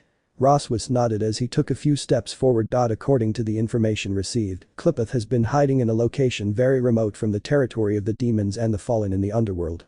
The underworld is equal to or larger than the earth in the human world, and even their areas unexplored areas of the underworld, where the populations of the demons and the fallen in the place do not occupy even 20% of the population of the human world, much less the underworld. That seems crazy. Irina said incredulously. I say the same thing. But what are you going to do? Valery would shrug his shoulders and notice a certain presence that should not be here. By the way, we have a stowaway. Hey? Who? Natsu asked, starting to look at everyone, until she. Without hesitation, Kaneko would take the intruder out of hiding behind her. Seeing that he was Ravel. Ravel, why did you come? Issei asked, being between surprised and worried to see Ravel here. Well, obviously. Ravel would brush off his clothes while he spoke. I came to help. I'm tired of standing outside while you risk your lives and I'm left hanging in a safe place. Someone learned something from me. Venelana spoke with some amusement in her tone, but she was still worried about the well-being of little Phoenix. But I think the same as the rest. Ravel-chan. No offense, but your combat abilities are not the best. I understand that, Venelana-sama. But I still want to help. Since the DXD team was formed and with everything that has happened before, I have prepared myself for something like this. Not to mention that I can help with strategies like Sona-sama. Seeing Ravel's look and determination shows that nothing they say will change her mind. What do you think? Issei would go to see Valery. Although I trusted Ravel, I don't know much about these things, so. In this operation, you are the leader. In these circumstances, we are against time, so. I think that she stays in the rear supporting. Valery would go to see Ravel. Can you? I will do my best, Valery Sama Ravel exclaimed, determined. Well, don't talk anymore. Let's meet with the rest who are waiting for us. Said Valery. I think that's already done, Valery. When that familiar voice was heard, everyone would see how a certain purple-haired woman approached them. It was Penemu, being accompanied by Barakiel. Without a doubt, we are all already there. Penemu-sensei. Said Valery. Chichiu? Akeno said, surprised. We are the only ones who could come on behalf of the leaders in advance. They also came. Penemu would look behind him, and then. Hello everyone, another familiar voice was present. Next to the cadre appeared Serapho Leviathan, with her classic Mau costume. How nice that you arrived. Leviathan saw Maria's and some were surprised to see the woman in the place, while Sona was somewhat calm. It seems that she was informed in advance about this. She's the only one. A certain silver-haired maid appeared next to the Mau, who was now wearing a combat suit and her hair was tied up. It was Grafia. The more the better. Even Grafian-san. What's next then? Issei asked sarcastically. I'm surprised to see you here too, but. Valery would go to see Serapho. A bit complicated. Are you sure it was a good idea to have brought Serapho Leviathan? She did not distrust his ability and his power, but. It was that or Falbium Sama coming. Grafia said politely. Did you know? I'm taking Serapho. Said Valery. Not to mention that she is not under the immense pressure that Serzich's is right now. Because the time for Klipeth to awaken the 666 is today, it caused a scandal everywhere and in the allied factions. So everyone is focusing more on defense and expecting the worst, rather than sending a direct attack team. Leaders' hands are tied. Grafia said. And why did you come, Wani-sama? Asked Riaz. Serzich's decided it like this. Vanellanada would answer her question. Because they had to bring at most 2 capable leaders to the battlefield. Grafia coming is the same as a Mau coming due to her power and ingenuity on the battlefield. Correct? Grafia nodded, then sighed. Not to mention that I have personal matters in this. With that, everyone understood what he meant, her younger brother. So. It seems that we will fight together again. With that new voice, everyone would see how certain acquaintances approached them. Riaz, Sona Sakvara Agares was present, with her entire entourage too, including her queen, Alivan. How good it is to see you again. Si-chan, are you here? Riaz reacted first. He didn't believe what he saw. Even Sererg. It's good to see you, Riaz, everyone equally. Sererg greeted everyone politely and had his entire entourage next to him, including Regulus, who was in his giant lion form. It seems that already it doesn't bother him that they know who he really is. Don't think I was going to miss this. The demon Baal would then approach the celestial couple. It's good to see you again, hi do Ice. Just like you, Valery Lucifer. Likewise, Sererg, and seeing that you brought your entire entourage, it means that. You will take everything seriously. The demon laughed at Issei's words. I see that you care little about what your father tells you. The world is in danger, it is not time for your ideas to prevent me from following what I believe is right. Sererg would put on a half smile. Furthermore, my mother advocated for me and my servants. Saying that my father had no authority over me as he did not consider me his son and I was only considered a failure. I even hit him hard in the face for trying to raise my mother's hand. Wow. I wish I had seen it. Issei had heard of Sererg's father's attitude, where unlike Zekrom Baal, Lord Baal seems very obsessed with the purity of blood and talent. Which is why I despise Sererg for being born without the Hakai no Chikara. By the way, how is your mother? Even I was surprised by that news after Oros. She is fine. Before leaving her we left her in the Gremory territory with my uncle, she will be safe there while we are here.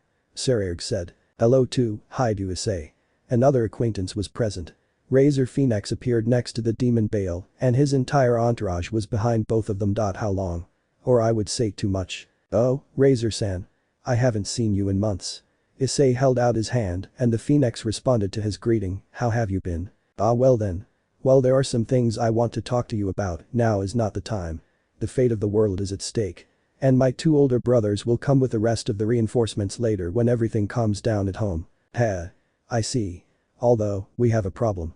Issei would look in a certain direction and the Phoenix would follow his gaze, seeing. Ravel Razor was taken aback and surprised to see his little sister in this place, and then. Don't tell me that you. No, it's too dangerous for you to be here fighting. I know what I'm doing, Ani-sama, and nothing you say will make me back out of here. Ravel's look made Razor understand how determined she was about this, and he knows that he can't contradict her when she gets like this, so he sighs in defeat. Well, I see that introductions are not necessary. Serapho, then I would start seeing everyone. Only missing. We arrived. A certain seraphim known to some would also arrive at the place, accompanied by her queen, several brave saints, and one of her companions seraphim of her dot. It's good to see you all in the place. Even Gabriel Sama Irina almost couldn't believe that they sent the strongest and most beautiful woman in heaven to this kind of battle in advance. This seems like too much. It's not that big of a deal. The man next to Gabriel downplayed his importance. He had short light brown hair, was handsome and wore white clothes with simple black details. I introduce myself for those who don't know me. My name is Metatron, one of the seraphim. A pleasure to meet you all. Even Metatron Sama. Zenobia likewise couldn't believe what she saw, as did several. Everyone, I hope we get along well on this mission, Gabriel exclaimed with his palms together, as if about to say a prayer. Oh, true. She also. Pinemu would grab someone behind her and show her, being a certain well-known vampire. With it, we now have all the Longinus holders in place. Valery Gasper looked almost in shock at her friend, who looked better than before and greeted him with one hand. Why did they bring her? This is dangerous. Simple enough. Pinemu would put her hand on Valery's shoulder. We have to take advantage of this to recover the other Sephiroth Grail that she needs. The worst thing would be for that half to be lost even if we triumph. The Dampira was going to speak, but. Don't worry, Gasper-kun. We already have a specialized team that will protect it, and you are included. Gasper almost couldn't believe he was trusted with such a duty, but he felt a hand on her shoulder and. I know you can, Gasper. It was Issei, who had a half smile. Before maybe you couldn't protect her, but now. I know you can. You've come so far for this moment. Senpai. Gasper would look at him with admiration and then see his friend, who was still smiling at him normally. I trusted you, Gasper. Said Valery. I understand. Gasper nodded, determined. Leave it to me, I will protect Valery with my life. Something extreme, but that's how you talk. Issei patted her cowhide on the back, encouraging him. And she would sigh. Well, assuming that possibly an army of Klipith will be waiting for us. I better take out our battle tank. Tank. Gabriel looked at him with doubt until. Issei would raise his hand over him and then. In the sky several meters high, a gigantic magic circle was formed, which was red-black with the mark of the Sekiryuite.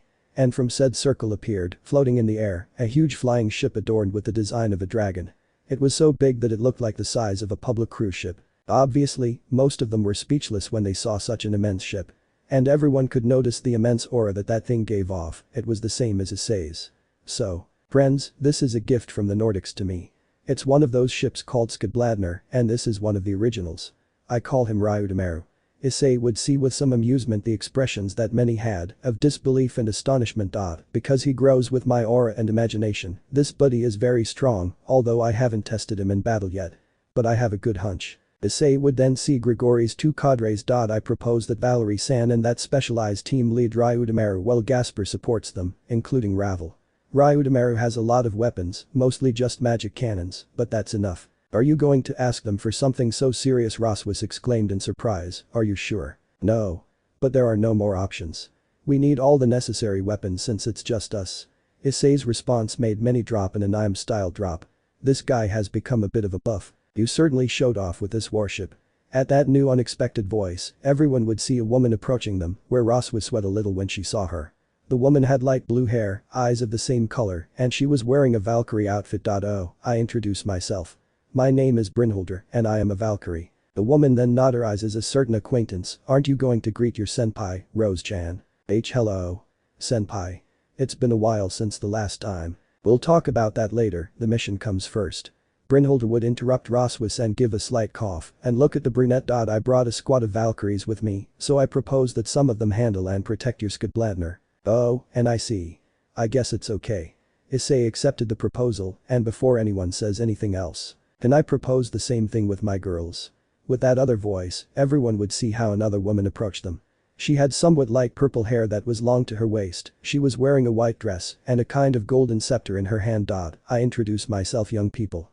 I am the goddess of war and wisdom, Athena. A pleasure. Wow, they even sent a goddess. Heracles was surprised and incredulous to see one of the gods of his pantheon, especially the one who is the most loved and praised today, even more than the rest. Nice to meet you, Athena-sama. Issei gave a bow out of simple respect, although in Drake's words, if she goes to her current 100%, that goddess could give him a good fight, but not beat him. And who do you offer to? To the Amazons under my command, of course. Many, especially the men, felt some fear at what Athena said. The Amazons are well known for being barbaric and warrior women who even saw men as cannon fodder, bait, or otherwise. And for reproductive purposes only after each certain season. In addition to being descendants of Ares with human women, this is the possible explanation for the Amazons' attitude. So the idea was not very pleasant, but. Don't worry, they will behave as they should. They would never defy my orders, and if they do, I am in charge of giving them a punishment. That doesn't calm even me. Georg said, adjusting his glasses and appearing normal. Anyway. Antianira, Athena called one of her girls. Humming, Athena Sama, the one who stood in front of the goddess and bowed, was a woman who appeared to be in her 20s, with brown hair, green eyes, and was wearing a highly detailed Amazon armor and a sheathed sword hanging down. In her back. Tell me, my goddess. Choose the best and most suitable of those we brought, since they will be part of the rearguard and will pilot that ship there. Athena pointed to Ryudameru in the sky to make her point understood. Understood, Athena Sama. Following the order, the Amazon, Antianira, would go to where the squadron they brought was, beginning their work. Goddess Athena, is she sure she has come? Valery would walk and stand in front of the goddess who stopped by to see her. It would be a bit bad for the Greeks to lose you. Don't worry, Valery Lucifer. I know what I'm doing. Furthermore, today is the supposed end of the world and I decided to come by my own decision and my father approved it. But don't worry, the reinforcements will come soon, they are preparing. Athena said with a half smile. I understand. Valery smiled in the same way and would extend his hand. It will be an honor to fight alongside her. The honor is mine. Athena responded to the greeting friendly. Well, aren't there any more surprises or someone new that should introduce themselves? Issei asked. No one specifically. Only these two. Brynhilde would point below her, where were two wolves that looked like Fenrir. And Sama thought that it would be best to release them as soon as possible. Hadi and Skoll. Roswis named the two wolves that were now small, unlike before, they were a little smaller than the reduced Fenrir. And those who fought against Loki remembered what was decided for those two. Fenrir on his part, upon seeing his two children in front of him, would approach them at a slow and firm pace. Hadi and Skoll walked equally towards his father until they were in front of him. Thus beginning a kind of interaction between dogs. This seems like a somewhat curious meeting. Said Issei. I say the same. Upon hearing that thick and intimidating voice, everyone would see how a certain well-known former Dragon King descended from the sky in his giant form, accompanied by 3 other companions, 2 of them being unknown. It's good to fight together again after so long. Awesome. Issei smiled when he saw one of his teachers in the place, even Krom Kruich was accompanying him. I'm surprised you came to help. I heard there would be interesting opponents, and that's why I came. Some laughed bitterly at Krom Kruich's words. You can tell that he likes to fight. And also because I will not allow the world to end today. I see. Issei said. Nice to meet you all. A dragon somewhat similar to Tannen, with grayish-purple scales, black horns and a size similar to Tannen, greeted everyone with a bow. My name is Bova, and I am the strongest among my father Tannen's children. A pleasure to everyone too. Greeted the other companion, who was a very beautiful woman with grayish-white hair, yellow eyes and was wearing simple clothes that left little to the imagination. I introduced myself. I am Tannen's wife, my name is Sylvia. Oh, nice to meet you Tiamat-san. I say the same, Sylvia. Tiamat, with a smile, approached to one of his few friends, and they both gave each other a hug. Do you know each other? Issei asked. Tiamat sometimes visits the other dragon kings and other dragon legions to check on them. And on one of his many visits to my territory in the past, he met my wife, and they both hit it off instantly. Tannen said. Oh, Tiamat-san. Sylvia would whisper to her friend. I felt it. Are you? Oh, it's still a secret. Tiamat, in a low voice, would gesture for him to remain silent. And it's just as you think, I'm happy about it. Oh, I'm happy for you my friend. When I found out how very active you were lately and that you were living together with the current possessor of Drake Sama, I started to think of many possibilities. But anyway, congratulations. Said Sylvia. Thank you. Tiamat said. Very well, since we're all here, we should start now. Seraphil clapped her hands hard, drawing attention. At times like these, she takes things seriously. From here, we are 5 kilometers from where Agrees is, which is floating in the sky at a similar height to which Ryudameru is floating. You can even see it in the distance despite the distance. Give me a moment. Akeno raised her hand, asking permission. To then take flight, getting at the same height as Ryudameru and looking in the right direction, he would be able to see a very large object floating in the air. It didn't look very good, but it was obvious that it was Agrees. And with that, Akeno would descend with everyone. It's true, I see Agrees from here. It is somewhat far away, towards the north. It is an irrefutable fact that Klipith must already know that we are here and they must have already prepared his forces. Sikvera adjusted his glasses that shone slightly. Normally this is not my style, but a stealth attack is useless at the moment, especially when we don't have that much time, so we will have to attack directly head-on. I don't see other options either, especially with the time we have. We only have that left. Said Sona. I have the same opinion. We only have to attack. Ravel nodded in affirmation. Then it's decided. Serafel nodded in agreement. There are no other options. We have quality on our side, but it is a fact that an army of more than 1,000 or 10,000 enemies can await us. On the one hand we have Ryudameru for it and the Mayu would become thoughtful until leave the army part to me. Leonardo took a few steps forward, surprising his companions that he decided to speak and take the first step instead of receiving and following an order now. With my annihilation maker, I will create an army of monsters for us. And thanks to the affinities I have obtained in recent months, these monsters will be as stronger than a high-class demon. Quality is not a problem like before for me if I compare it with quantity plus quality, so I will need a lot of concentration. In that case. Issei raised his hand to propose something. I propose that Leonardo stay with those who will be with Ryudameru. He can't fight directly, so it's better this way. I agree. Cao would support the idea. Furthermore, Leonardo has developed a new ability with his monsters, with which he will be able to communicate with us through them and inform us of anything and even see through them, as if he had eyes everywhere. Although those abilities are somewhat limited, they work perfectly. Good. We will do that. Serafel would sigh while he remembers the other thing. This situation is very stressful, and even more so with a quick plan. Do we already have those who will make the seal for 666? There are still some missing, but Georg would adjust his glasses and take a few steps forward. In case the worst happens and 666 awakens, the god Shiva will not only appear to fight, but I will use my lost dimension to create an alternate dimension in which we will seal 666 and we will apply the seal to said dimension too that I can never escape. It was proposed that even the Sekiryuite use his transfer in the seal to increase his power and ensure the chances of success. It's easy to say, but not to do. Still, it's all we have. And if we can prevent that thing from waking up, the better. So let's start. 1 second, Mau Leviathan. Tiamat would raise her hand, interrupting Serafel. I have something to say before we go on the attack. Tiamat would then look at Valery, who understood his intention. To tell the truth. Valery too. What do you mean? Asked Gabriel while Lavinia, Natsume and Lefay opened their mouths in surprise. Hiroka smiled when she saw what those two were going to do. Well planned. The truth is. We wanted to give this news privately, but it's better for everyone to know. Said Valery, scratching the back of his neck. Indeed. And for my part, I think some of the madness of today's youth rubbed off on me. Tiamat smiled as she said that. Well, Ice. You better survive, since the two of us don't want to do all the work. Work? Issei didn't understand what they were referring to. That to the point at once. I say the same, we are close to the attack. Jean and Roswith shouted that and wanted to know what was happening. This situation had them on their nerves, and they had these things. Oh well, just look at this. Without further ado, Valery would show his raised hand, in which was the pregnancy test that he used, with the positive test. And Tiamat showed hers too. But what? Rias, like many, were left speechless when they saw the object. But what the Redeed saw in the test left her almost in shock. What are .you. But this, everyone finally understood everything. Issei opened his eyes in surprise when he realized that. Great, they're both pregnant. Sha screamed with joy, dropping the bomb. Whoa. That's what I call not wasting time.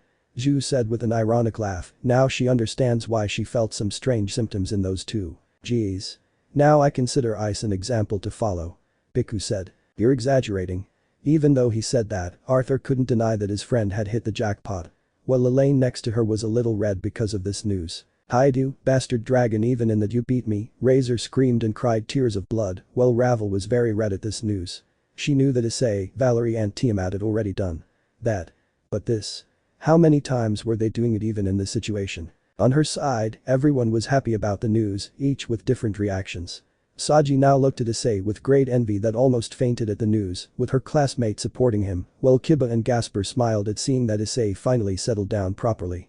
Zenobia was envious of this. It seems that she beat him to having Issei's child, but she was still happy for them. Rias and Akeno were also jealous, but at the same time surprised that in a few months Valery had become pregnant. With Tiamat it is not very surprising, but they were still happy for them. Even Barakiel viewed Issei with some respect.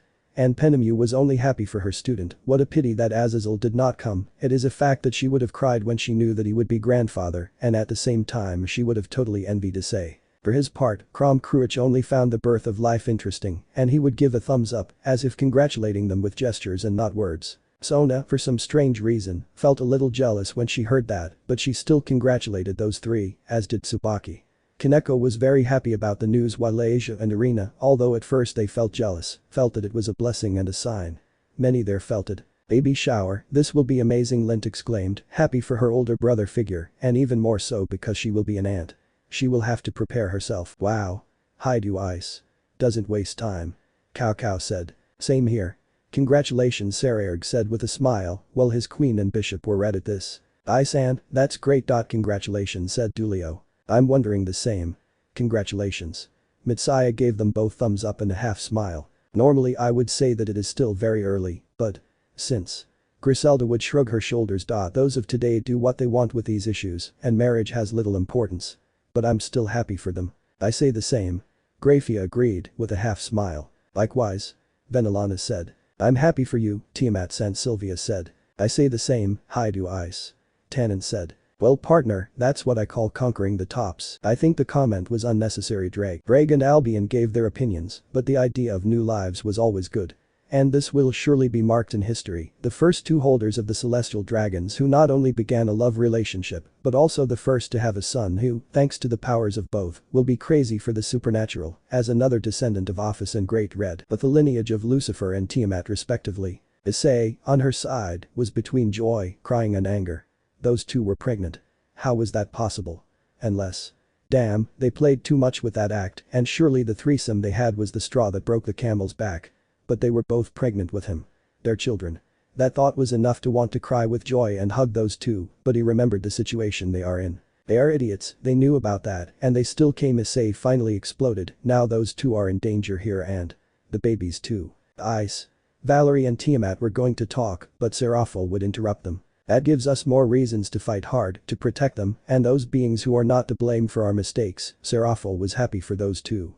How envious she is of them. A new life is always a reason for joy, two or even more so. Isan, this only motivates us to do our best. Gabriel spoke with joy and wisdom. I say the same.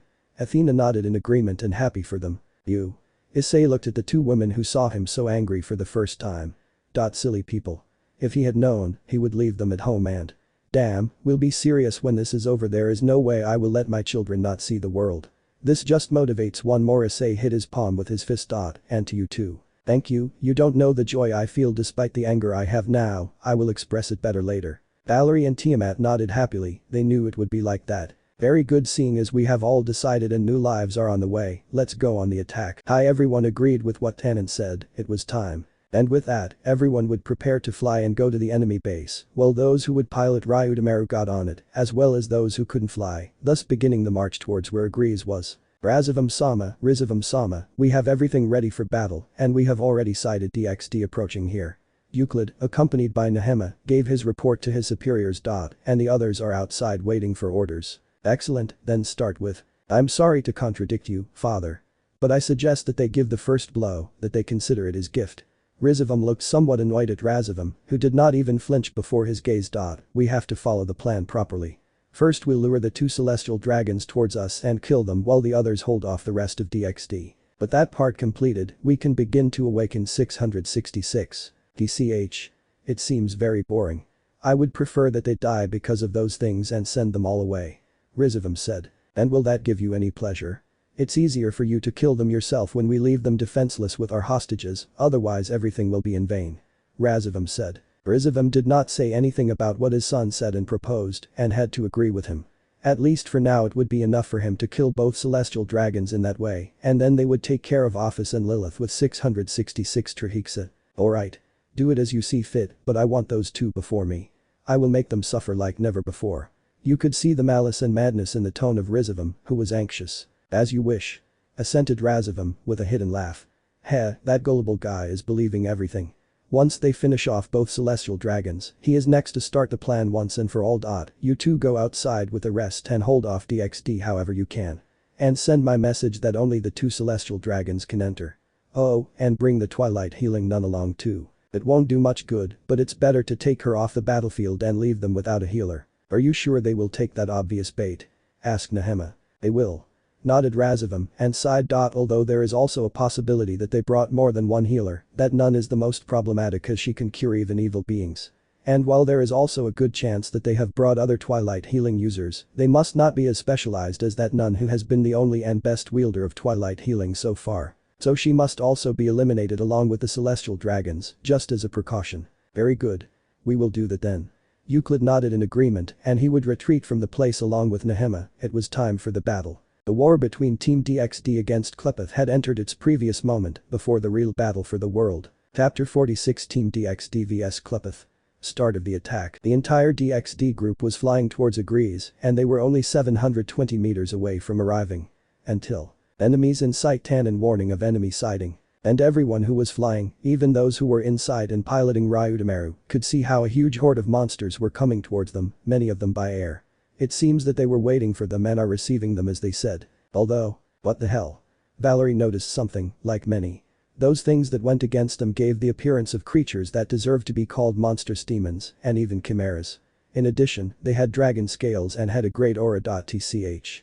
They seemed just as strong as high-class demons. It doesn't matter now, Tannen, you and your dragons prepare for the imminent impact. The dragon nodded to Seraphol's words, and Leonardo-kun, are you ready? Yes, Leonardo stated from the group communicator while he was inside Ryudomaru, being guarded and protected by the Valkyries and Amazons. It's time. That said, multiple large dark circles that looked like black holes began to appear in the sky. And of these, 10 by 10, a large 100 flying type monsters began to appear. Very good, keep creating more. And now Seraphol would look towards the flying ship with her hand on his ear. Prepare Ryudomaru's cannons. Everyone else, prepare to fight in case those things try to board the ship. Understood, everyone stated through the group communicator. But that, many prepared to go on the attack, where the celestial couple put on their armor, as did Saji. Sarah and Regulus preferred to wait and only join if the situation warranted it.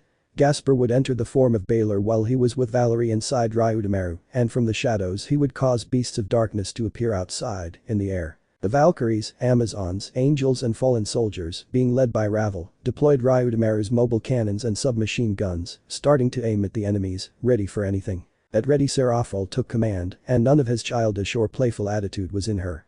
This was the current Mao Leviathan of the underworld now. Team DXD attack. Received. Everyone affirmed what the Mao said. It was time. The battle to reach the enemy base had already begun. The armies of monsters from both sides collided with each other, starting a fierce butchery battle between creatures that gave each other everything. Cuts, bites, etc. They gave each other without quarter. The only ones who seemed to act a little more intelligently were the dragons led by Tannen, who along with his children and his wife, also faced a butchery battle between creatures. How crazy. Valery almost didn't believe what he saw as he was flying near Ryudomaru, who began firing from his cannons towards the enemies.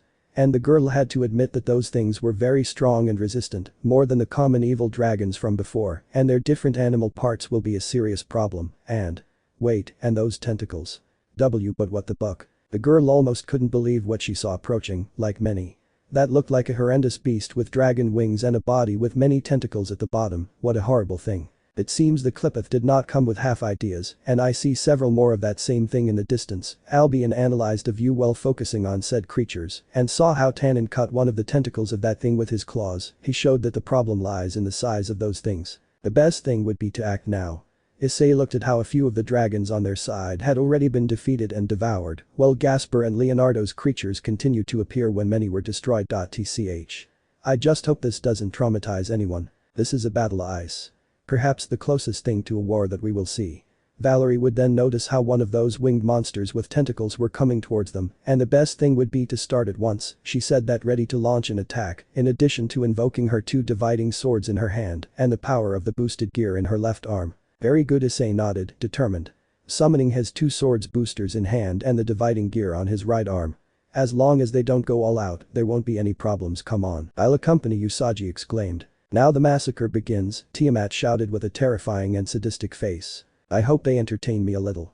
Crom Cruich said simply, this will help to stretch my legs. The 5 dragons flew towards the enemy encounter, beginning to battle those things as they pleased. Issei began to charge his aura into his swords and launch cutting slashes of aura that cut these monstrosities without mercy. Valery, seeing how one of those winged tentacles approached Ryudomaru, surely with every intention of wanting to sink him, he prepared his swords and sacred gear. When the monster launched his tentacles, the girl cut them all off mercilessly and even divided some of his power.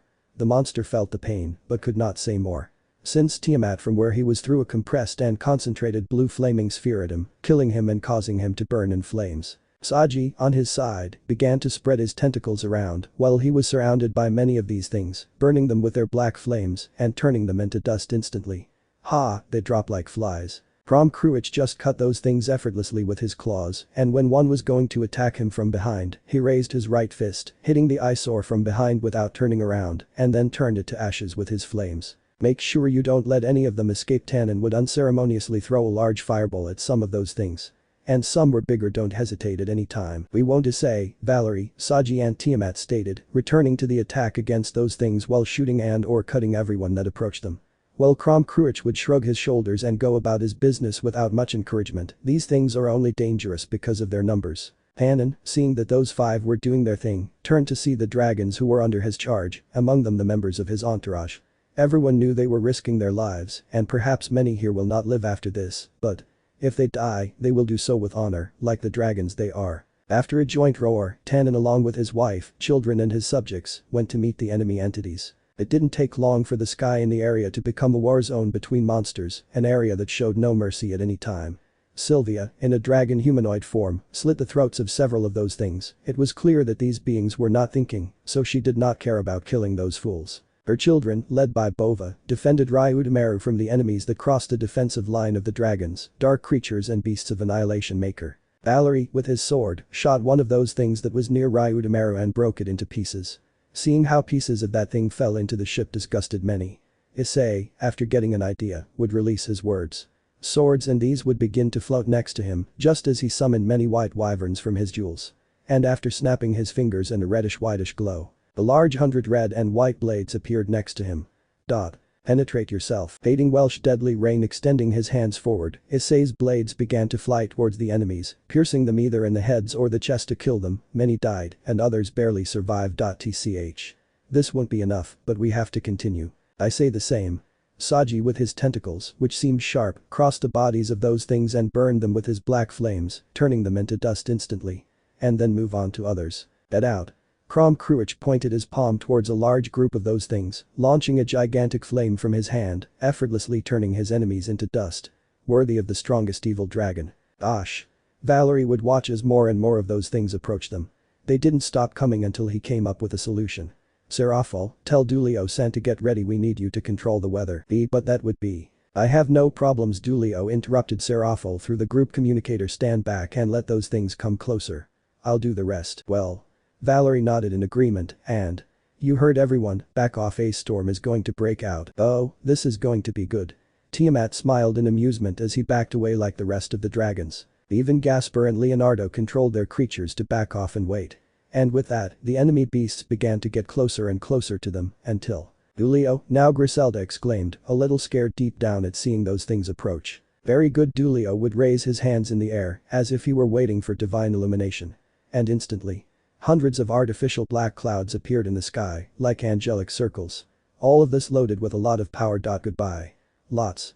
Heavenly storm. At those words, the clouds and circles shot everything towards their targets. Each elemental and sacred attack hit each enemy and broke them into pieces. Dulio on his side only smiled wider when he saw how epic this was live.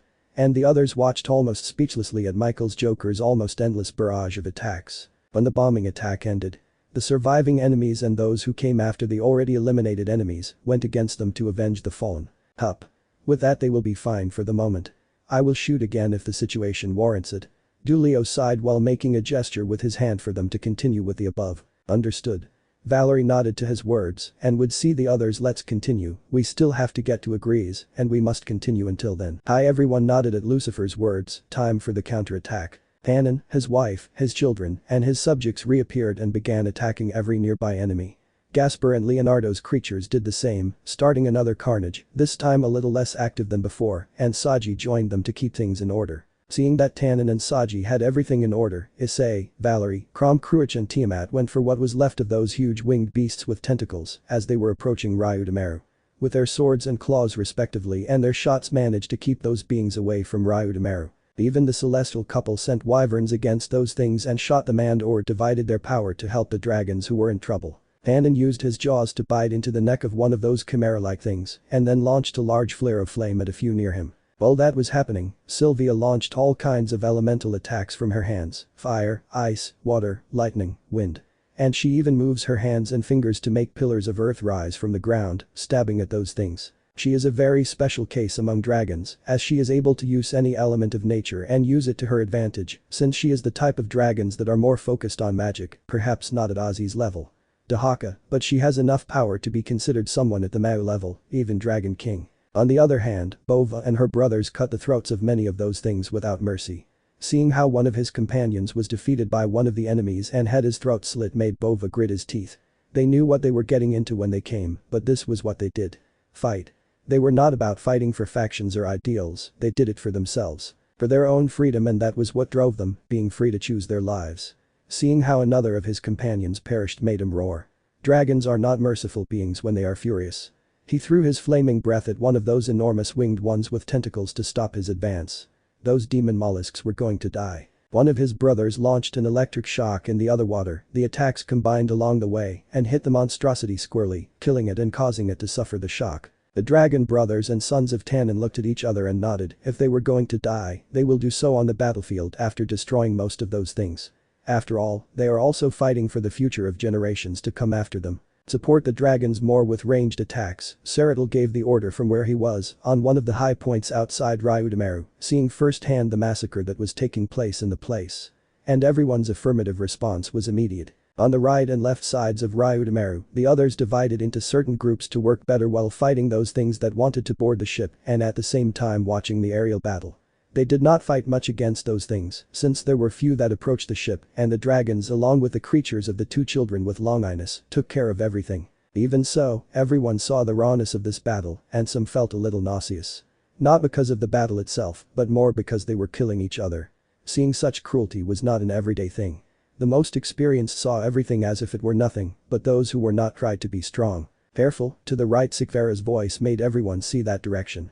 Indeed, one of those things was coming towards them and then Alana launched several destructive blasts towards the beast. The monstrosity received the full impact and turned into ashes before even achieving its objective. Apparently Klipleth not only managed to improve its monsters and make them stronger, but they managed to create many equal copies alchemy. They do not doubt that it is possible, and if they add to that the fact that they have the Saint Grail that they are missing, then hell, it does not matter how many they kill, Klipleth will be able to revive those things, and the cycle would continue, like an infinite and endless cycle.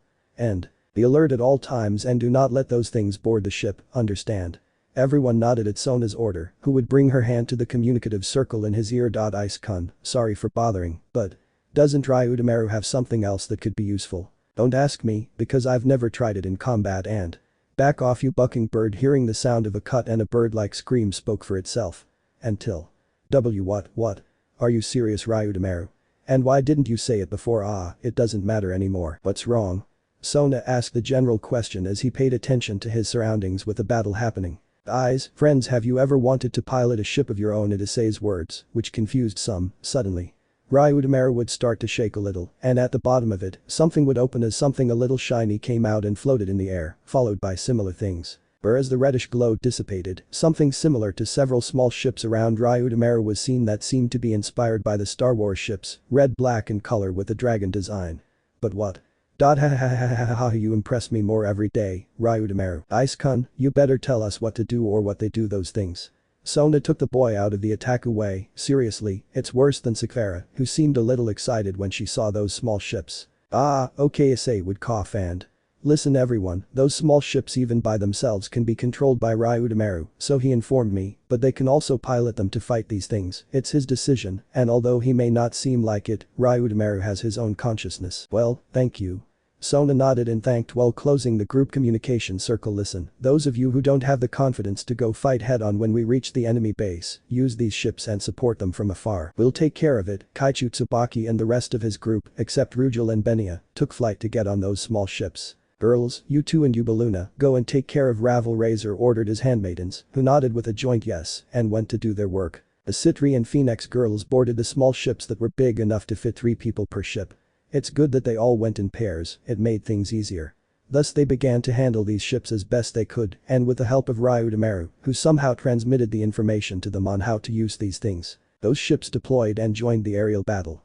The girls activated the commands that took out the cannons and machine guns, starting to fire at those things at point-blank range. They knew that the aura these cannons fired was Issei's, but they could even add their demonic auras to the attacks, kind of useful. Riaz and Sikvara looked a little excited at the deployment of those ships that even had stars in their eyes. This reminded them of those Star Wars movies, how the largest Imperial warship could all deploy hundreds of smaller ships. And man, but this was better. Concentrate, both of you. Venelana brought those two back to reality and saw that the battle was becoming more and more intense. Watching Tiamat narrowly avoid an enemy attack made him bite his lip. I understand how you feel, Venelana-sama, but we must concentrate and be attentive in helping when we can. Sona was also serious. She watched every detail of the fight from her place, without letting her guard down in case of any attack. But then Alana noticed that Sona looked askance at the image of the Suryute every time he appeared. You. The woman noticed it, now she sees that. I see, and you're right. The rest of you, stay firm and ready for any enemy attack, that's what we're out here for.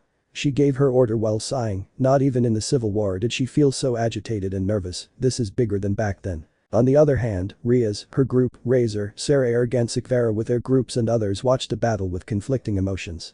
While the joy of seeing Issei and the rest advance little by little was good, watching them both lose limbs in such brutal ways was hard to watch. And they were only more worried about the dragons, since Gaspar and Leonardo's beasts don't count. But still. Asia looked to the side, seeing the remains of what were once living beings made her turn her face and cling to Zenobia, who also saw that. Although she was not that affected, the scene it was cruel on its own. Don't look away. Griselda spoke with a serious tone. I know it's difficult, but you must see this. These beings who have given their lives for an ideal, a goal. They deserve to be remembered at least. Sister. We understand that, but it's difficult. I'm fine on my part, but the others. Zenobia tried to say something, but the look of her mentor silenced her. We know that it is not easy, and we do not ask you to harden your emotions.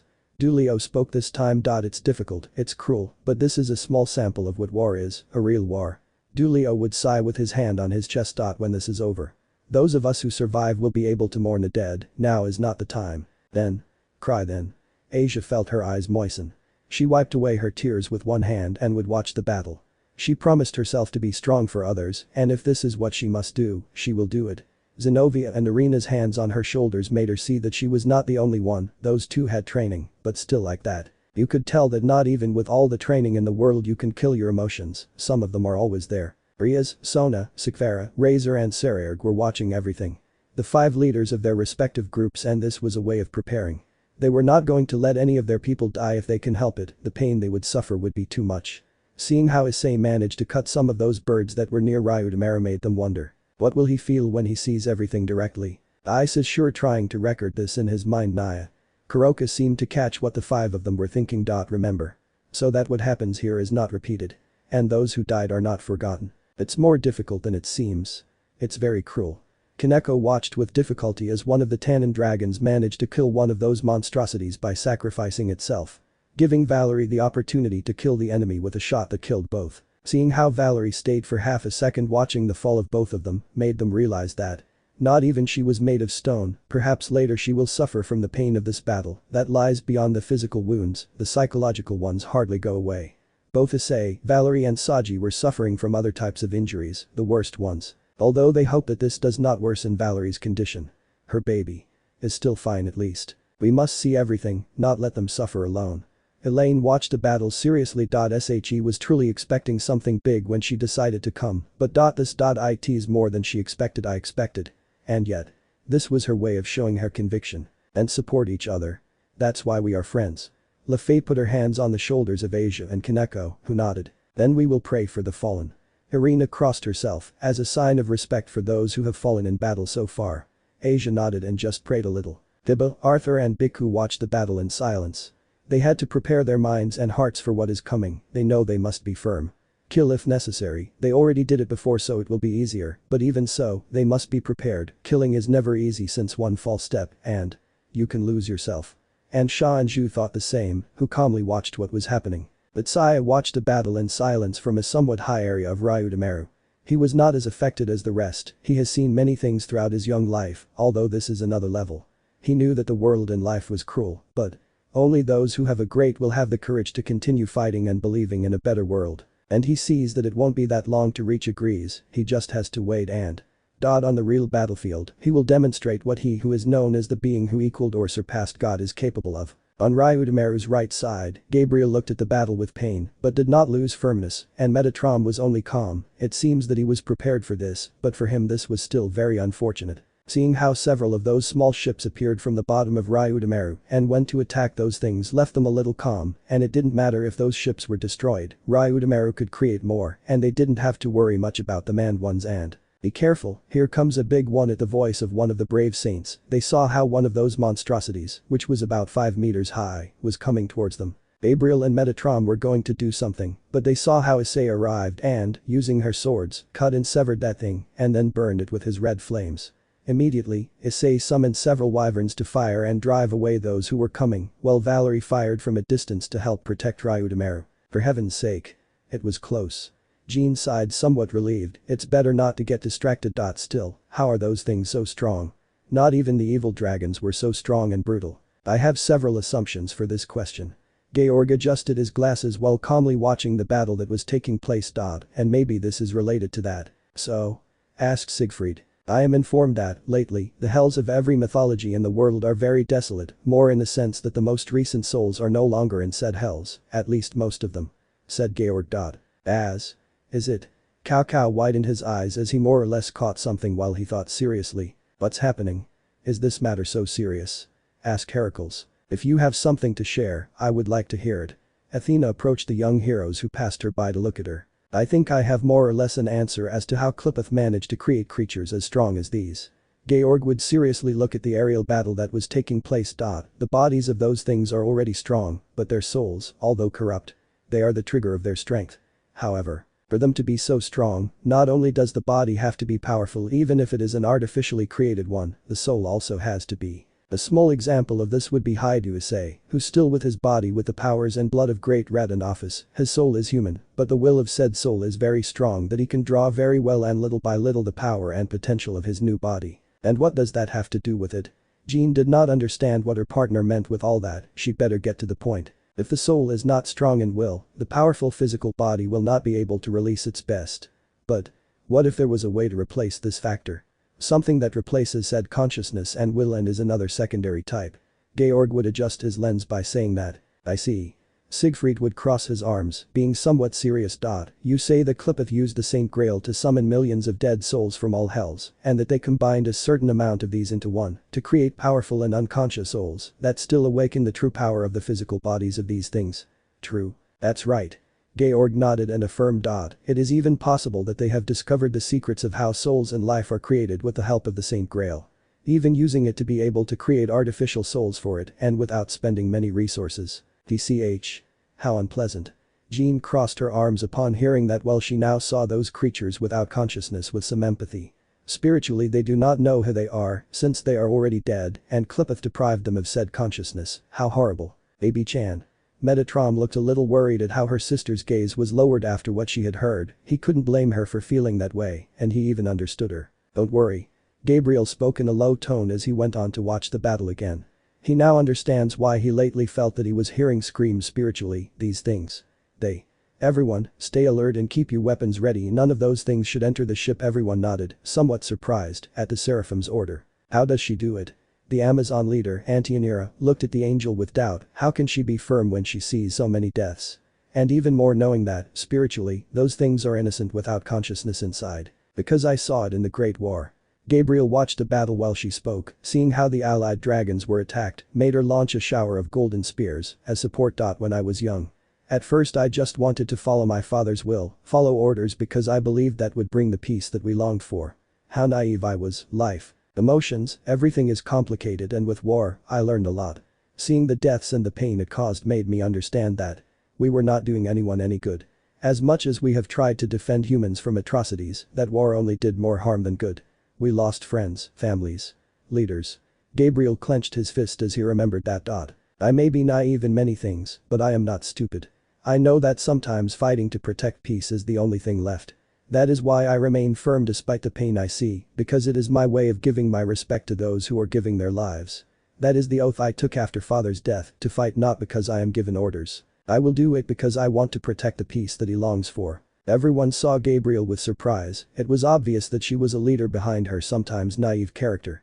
Willing to carry the pain and sadness, maybe she would let him out after this, but now she had to fight, because that was her decision. Not an order. I admit that it is the most beautiful and somewhat sad thing I have ever heard. Brynhildr spoke first while the rest nodded. Fight by your own decision. I think we know that, but we had never thought about what it takes to be responsible for our actions. Jean knew that what would come after this, whether they win or lose, they will have to face. Wise words, Gabriel Sama. Without a doubt, you are a great leader. Lind said that with all the sincerity in the world.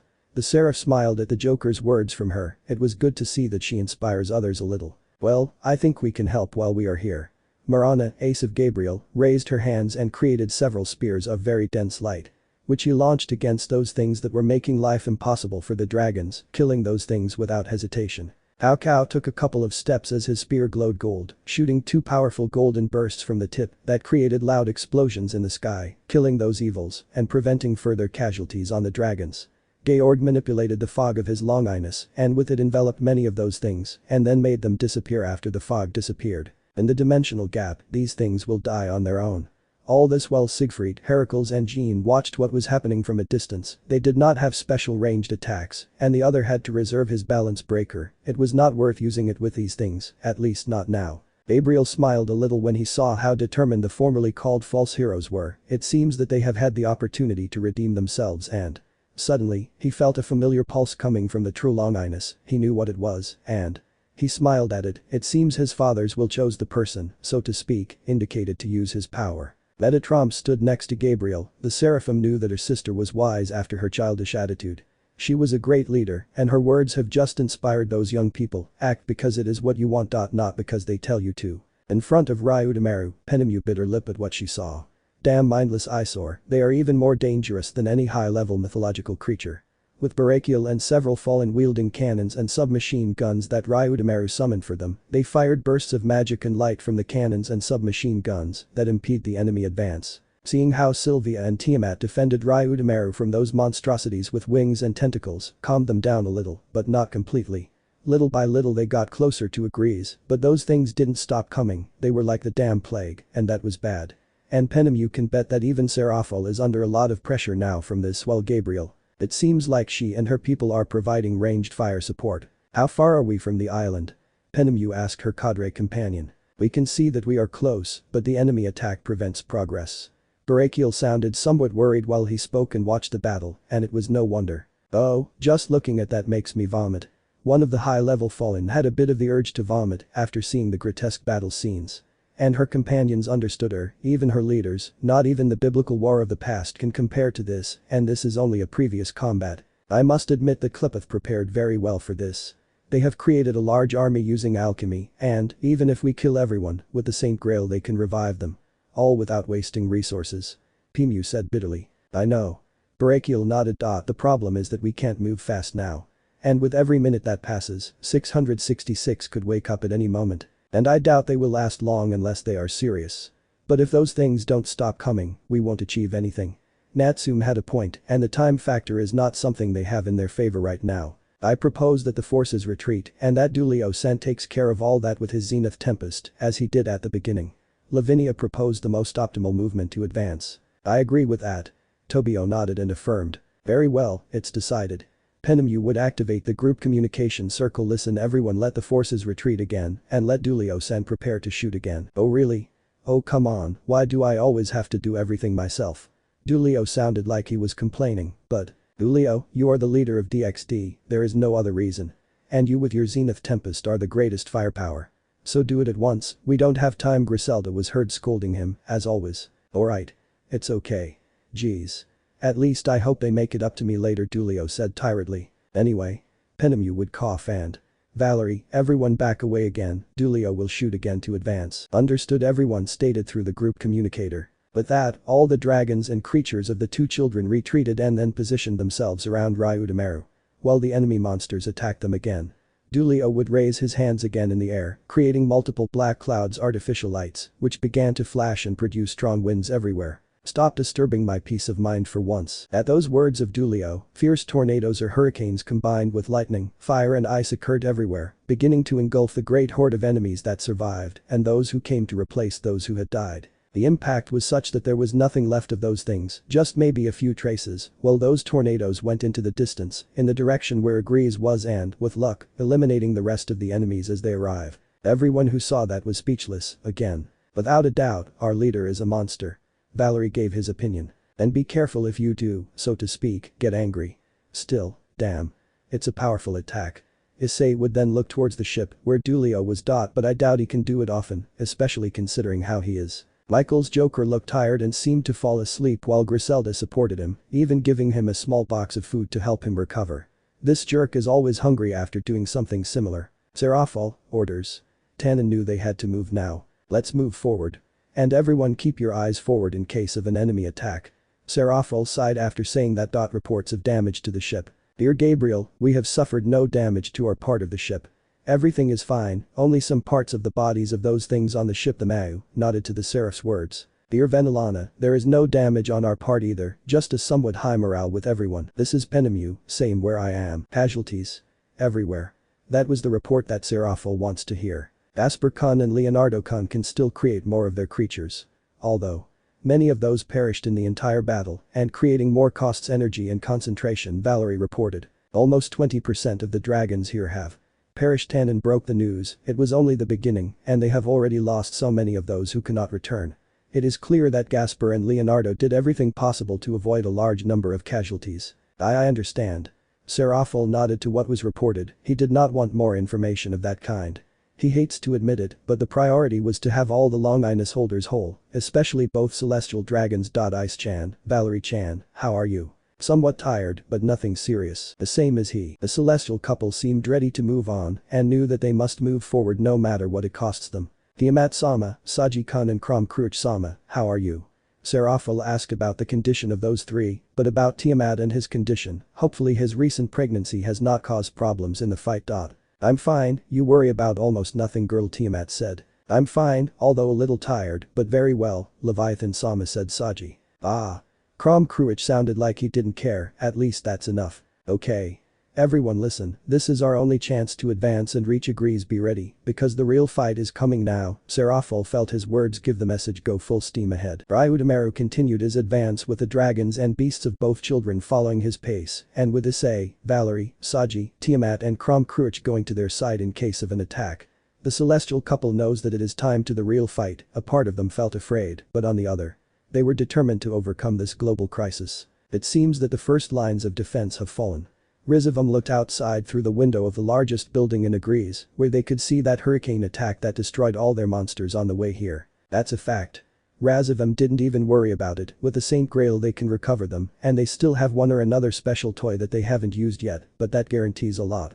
What made him most happy was to see that the barrier over the city withstood the impact of those elemental hurricanes. Up to this point he felt the impact. But he still knew that they should soon remove this barrier over the city so that the guests of honor can enter.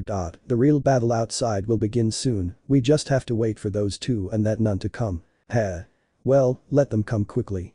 Rizavam laughed with some impatience while he could see Ryudomaru flying closer in the distance. He obviously recognized the ship. Oh, it looks like the Norse lent one of those ships. And by the design of that one, it must be familiar to the Sekiryuite. Obviously. Razavam nodded, internally somewhat surprised by such a ship. He didn't expect something like that, but still he wasn't worried. I would like to see DXD's face when they see his war machines, it will be fun. Still, all this seemed strange to him.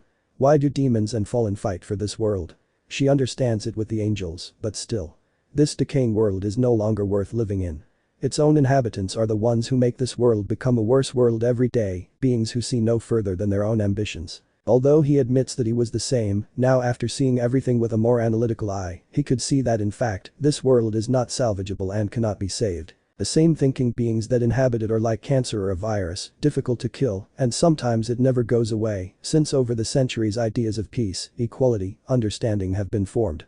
But it is always the same, the egoism prevails, and that makes humans and other thinking beings the true monsters. When he saw it, he understood that destruction was the only way out to rid the world of those thoughts. The world must evolve, it does so only when it is threatened or it is too late. With the apocalyptic imperial beast, he will destroy this unsalvageable world and create a new one. One with worthwhile people. A new era and he will be the god of that new world. Yes, it will be perfect. We're close, everyone be ready. Seraphal's voice, through the group communicator, made everyone get into an attack position. Seeing the floating city of agrees, many held their breath because on the ground in front of them was a large and unlimited army of those creatures from before, and to make matters a little worse, there were even tens and thousands of scale armors. Black males like Euclid's among that army. Apparently the welcoming committee here is large. It seems that we will not have boredom here. Tannen smiled when he saw the large army. They were not a problem, but still, they should not be trusted. Very well. Seraphal nodded when she saw how they were facing that enemy army. They need to get the others out, so. Ryute squad, prepare to bring down Ryudameru and start the battles near the ground, we need to deploy the rest. Hey?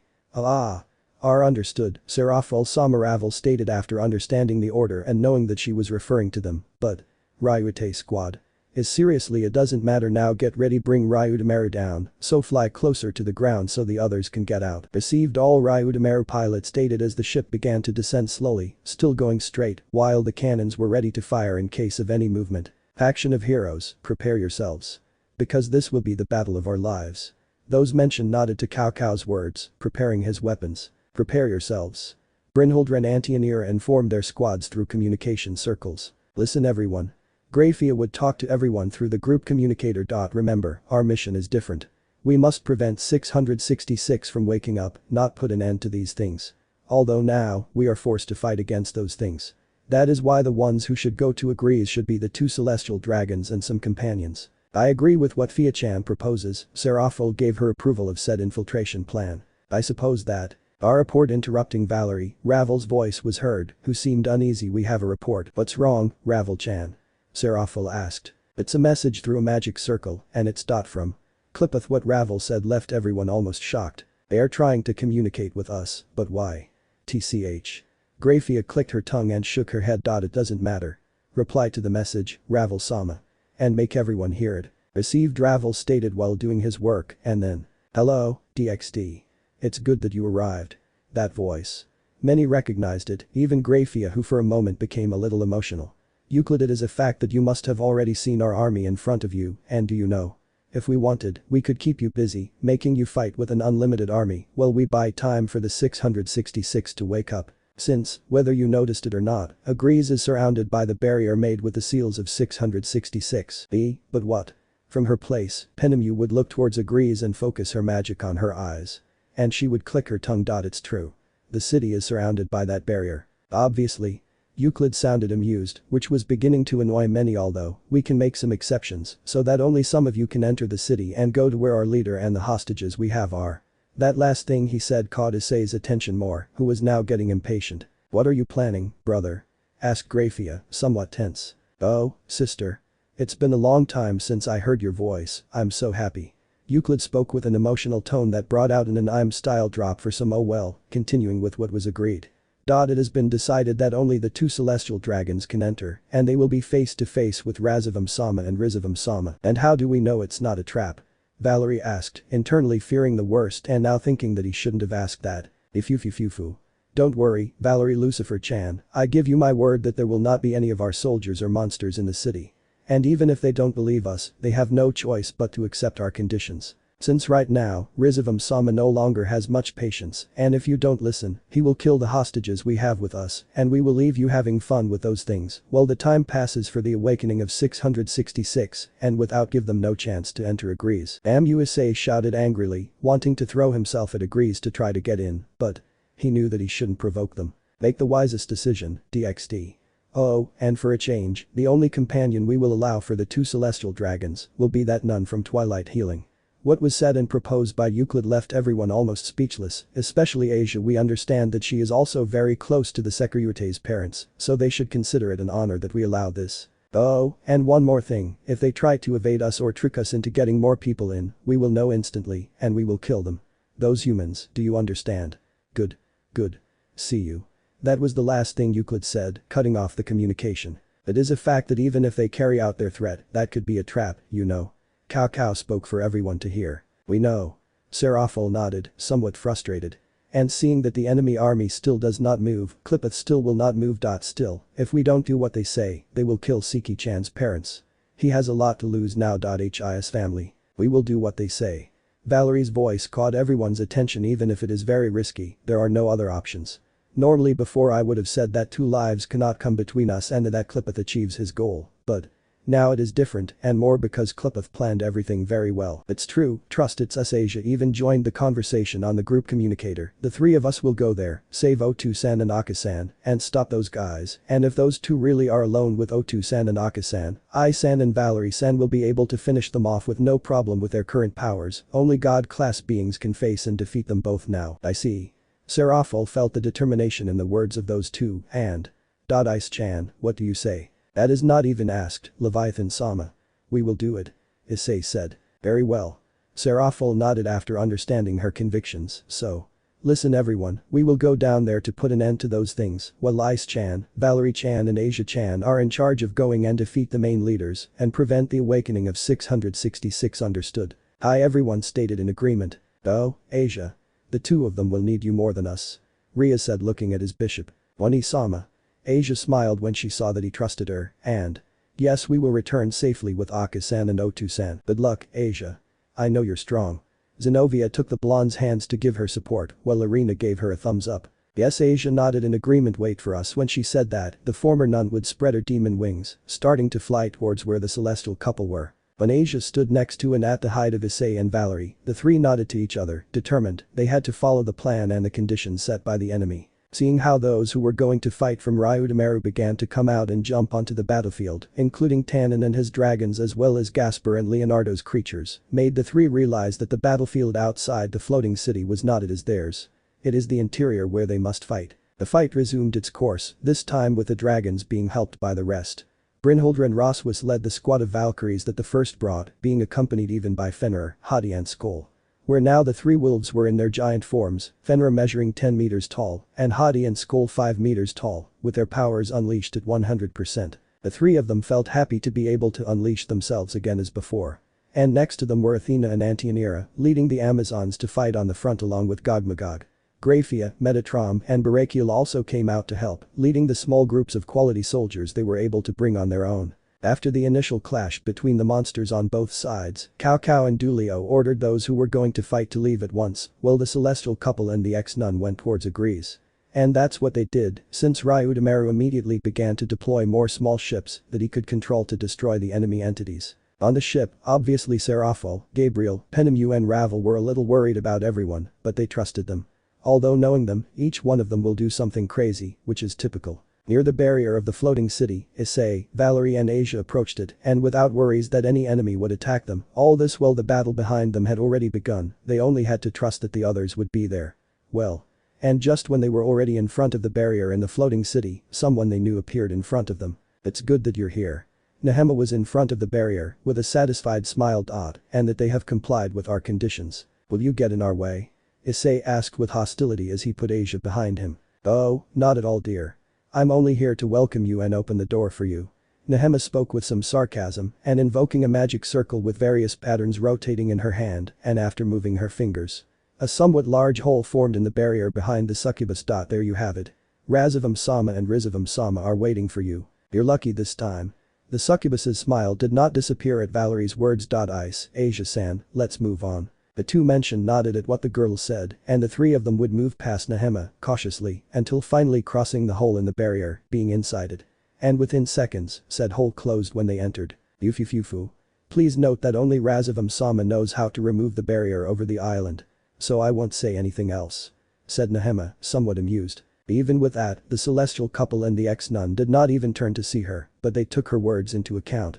They only have to continue from here. The battle between the members of DXD against Clipeth's army of monsters and others continued, and it was very strong everywhere. Dulio, Griselda and Lint leading the brave saints had little problem against these things, since the 2 jokers incinerated and annihilated them almost instantly with their longinus, which was very useful.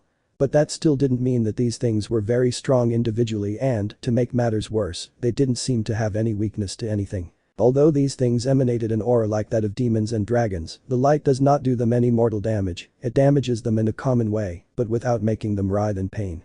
Did Clipeth create these things without weaknesses to anything? If so, they are in serious trouble, and only teamwork will make them win. A similar situation occurred with others. Cao Cao and his companions, although they managed very well, and even somewhat better, against these things, that did not mean that these things were very annoying, they were worse than the plague. You kill one and 10 more appear. Jean skillfully made many holy swords emerge from the ground that stabbed those things, but to make matters worse, that didn't kill them at all. The simple fact that these things are invulnerable to holy power was scary. A bit. Obviously Georg, with the fog of the lost dimension, engulfed many of these things until they disappeared from the place, but to make matters worse, more keep coming. So the wizard began to attack with his magic as well. Heracles hit and crushed these monsters with his fists, making them explode upon impact. Thanks to his sacred gear, the balance breaker would save it for the worst case scenario. Siegfried, with his balance breaker active and wielding his 5 demon swords, mercilessly and skillfully cut these beings, and using the special abilities of his swords, he gained more advantage. But Balming, he created powerful whirlwinds that cut and sent these monsters flying. With Dane's leaf he froze the ground to freeze these things and then cut them, and with Gram, Turfing and Nothing, he created powerful destructive attacks that destroyed the ground and cut through the air, almost instantly killing these things. Cao on his side was fighting against those copies of Euclid's black scale mail. He admits that these armors are dangerous even though they are unmanned and the closest they are to combat robots, and that made it a bit complicated. Even if he cuts off an arm, a leg, or even the head of these scale mails, they continue to move and rebuild over time. He must destroy them instantly, so. Charging golden energy at the tip of his spear, Cao released a powerful sacred torrent that destroyed many of those scale mails. In this kind of field, the human and his companions knew that they should not let their guard down at any time, or they will be dead. It's good that even some of Leonardo's creatures came here to help them. That would take away some of their worries, for the moment. In another part of the field, Fenrir and his sons, Hadi and Skoll, were easily laying waste to these things and killing them almost instantly. Their god slayer fangs gave a great advantage. Even if these things that emanate auras of demons and dragons have no weaknesses, equally only the gods can resist as best they can the lethality of the fangs of the 3 god slayer wolves. Although obviously, the certain problem is that these things do not let them come and go. That one of those flying beings with large tentacles managed to wrap Fenrir's legs and body was the signal that these beings needed to launch themselves against the older wolf, starting to bite him, scratch him, trying to make him fall, etc. Hadi and Skoll, they wanted to go help their father, but more of these things along with black scale males stood in their way. Obviously, at this, Fenrir growled loudly while raising his grayish aura and letting out a loud howl, causing that caught him would let him go and even be somewhat harmed by his howling. And with that, Fenrir would raise his paws to cut them off, and from his mouth, he would launch a magical blast against a large group of those things, annihilating them and sending them flying. It was then that the 3 wolves felt several very strong tremors near them. Only to see beings as large as them appear in front of them. There were 10 of them, and they seemed to be about 7 to 10 meters tall. Their appearance suggested that they had about 8 monstrous heads each and black armor all over their bodies, and they could even feel how these things emanated a stronger aura than the lackeys they had faced. Indicating that these 10 new beings were like generals of these things. Not bad in his opinion. They are as strong as a supreme class or Mao. At least a good challenge for now. The 3 wolf god slayers positioned themselves to face these 10 new enemies, who were accompanied by more of these little ones. The 3 wolves knew that individually, each one is very strong, especially Fenrir, but they still shouldn't trust each other. They understood it after facing the young people of DXD in the past, and, even with what happened, they do not regret their change in their new life. They will fight for their world, their home. Sarah and his group were battling these Clipeth monsters in another part of the battlefield, which now looked like a war zone. The Bale group helped each other very well, and while most of them surpassed the class demons high in terms of their own abilities, they still covered each other as best they could. With Regulus covering and supporting the 2 bishops of the group, Coriana Andrealphus and Mistita Savnok, who did not stand out much in terms of power or solo fights, but in magical abilities and a bit of physics, as well as teamwork. Kusha Abaddon, Queen of Sarayarg, used the special power characteristic of her house, Whole Power, to repel the magical attacks of these things. She created large or small black holes that devoured said magical attacks, and then turned them against them in all directions, without giving them a chance to escape. She obviously also attacked with her own offensive magic, since these things mostly come and attack head-on. Which is why she is fighting alongside her king, Sarayarg, who was hitting these things hard and blowing off some of their heads, with her body wrapped in some tauki. She still hadn't completely untied herself, but it would still be enough. Liban Cressel, Knight of Sarayarg, cut these beings with his magical sword with masterful speed. He wasn't as fast as Kiba, but he was still fast in his own way. And seeing how several of those things approached him to attack him in a group, Night Bale would make his eyes shine gold and, instantly, those enemies fell to the ground, trying to get up, while the ground beneath them sank, creating a crater that sank with every second. Better not even try to escape. Liban smiled when he saw that he caught them, and They are all yours, Gandoman. Understood Gandoman Balam, a big man about 2 meters tall and who looked like his body was like rock and who only wore pants, in addition to being Sererg's rook, he jumped and charged a strong aura in his clasped fists. To then fall on those enemies that his companion immobilized, crushing them and making them sink even further into the ground and lifting parts of it. What ridiculous strength. Take this, you spawn Baruka Furkas, knight of Sererg, who wore a knight's armor, rode a horse and wielded a spear. I created several copies of him and his horse in order to attack those things at high speed, passing them by and within seconds the copies of him disappeared. And the enemies behind him even fell to the ground, their vital limbs severed. Brea, the second rook of the group, Ladora Bune, a man who seemed to have a malnourished body, he launched a strong fire charge punch into the air, launching a powerful blast of fire shock towards a group of those things, sending them flying and burning them. Ha, they drop like flies. But if it weren't for the fact that these things keep coming back to life, no matter how many times we kill them, I'd say we'd be done with this in a heartbeat. Don't trust my friends right now, we are in a battle of only resistance. Sererg grabbed one of those things that looked like a lion with dragon scales, and in one movement he would tear off its head. Barbaric and bloody method, but effective. We only have to continue fighting until we have a signal from Issei and Valery Lucifer. For our part, Sererg Sama, we can continue with this all day, Kusha spoke with a somewhat reckless but determined tone. As she summoned pillars of earth from the ground, stabbing or sending those things flying. Watch out, Regula sensed danger and something or someone powerful approaching them, so he stepped in front of Coriana and Mistita to cover them. Sererg and the others noticed it almost too late, but they managed to jump to the side to avoid the powerful attack that almost hit them and destroyed the ground in front of them. What a large and somewhat deep crater, what power. And they raised the sight after feeling a powerful presence in front of them, seeing someone in a high area, and the attacker jumped towards where they were. Seeing him so close, they noticed that he was tall and muscular, taller and more muscular than Sererg. He was a man with short black hair and he only wore thick black clothes that fit him. Who was he? It is a pleasure to meet you, Sererg Bale and his servant, the so-called strongest group of young demons of this generation.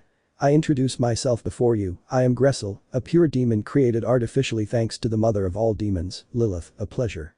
The man in front of them gave a somewhat respectful bow, but the sarcasm and the malice in him. Even so, just by seeing him and feeling the aura and pressure that this guy emanated, the Bale group understood that they would not have an easy time against this guy. But they weren't going to back down anyway. They would fight, even if they had to die trying. Chapter 47 Team DXD vs Klepeth. Max. Power vs Max. Resistance. The atmosphere was very tense and gloomy in that field, where the forces of DXD and Klepeth are battling each other. The creatures on both sides killed each other mercilessly, and only the thinking members of DXD fought to survive and hold on. There was nothing else they could do. Except fight and wait for reinforcements or something. And right now. You're from Klepeth, right? Kusha put herself on guard, as did her king and the rest, as they saw the demon that appeared in front of them.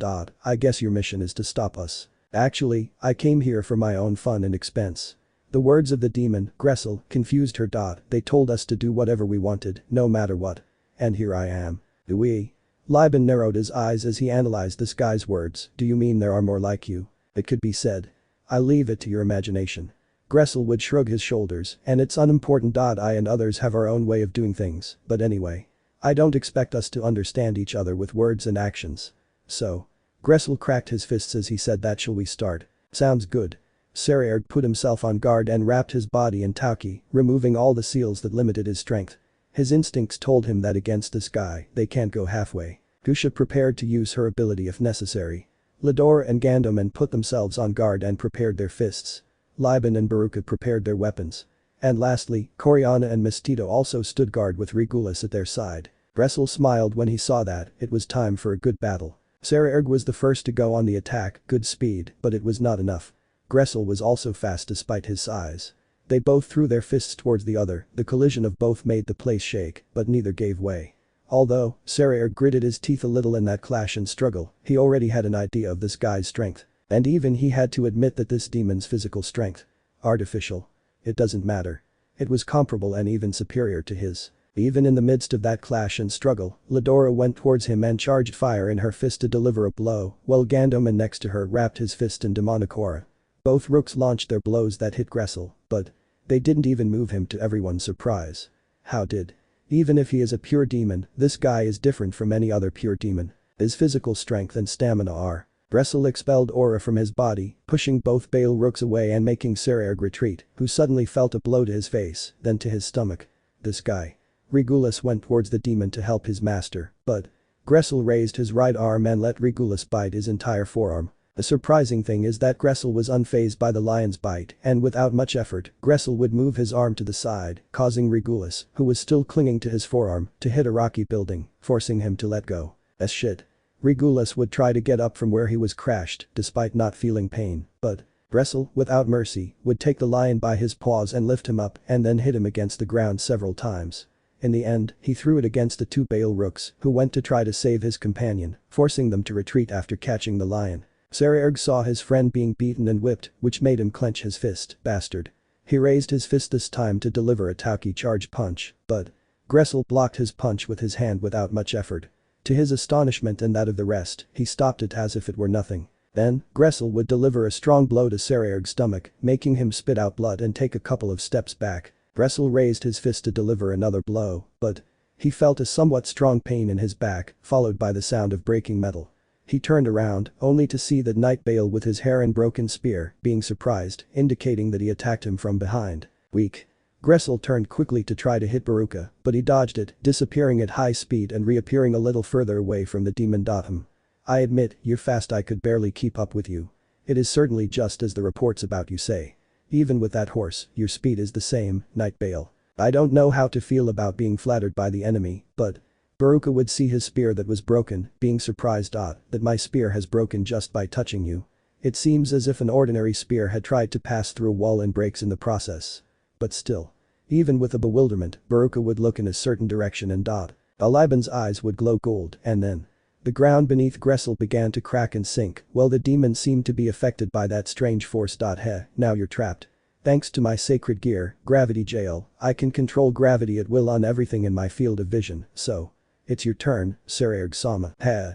Thank you. Saraerg smirked as he remembered that he is not fighting alone. And the two rooks of him would stand beside him. Come on. Yeah. But this, Saraerg, Lador and Gandoman attacked Gressel to begin hitting him with their fists loaded with his powers. Immediately the three began to give series of punches and kicks with speed and precision, using their powers without question. The good thing is that none of the three of them were affected by Liban's increased gravity as they continued to hit Gressel, which is not surprising. Saraerg knew how to make good use of Liban's ability that would help him strengthen himself and his servants.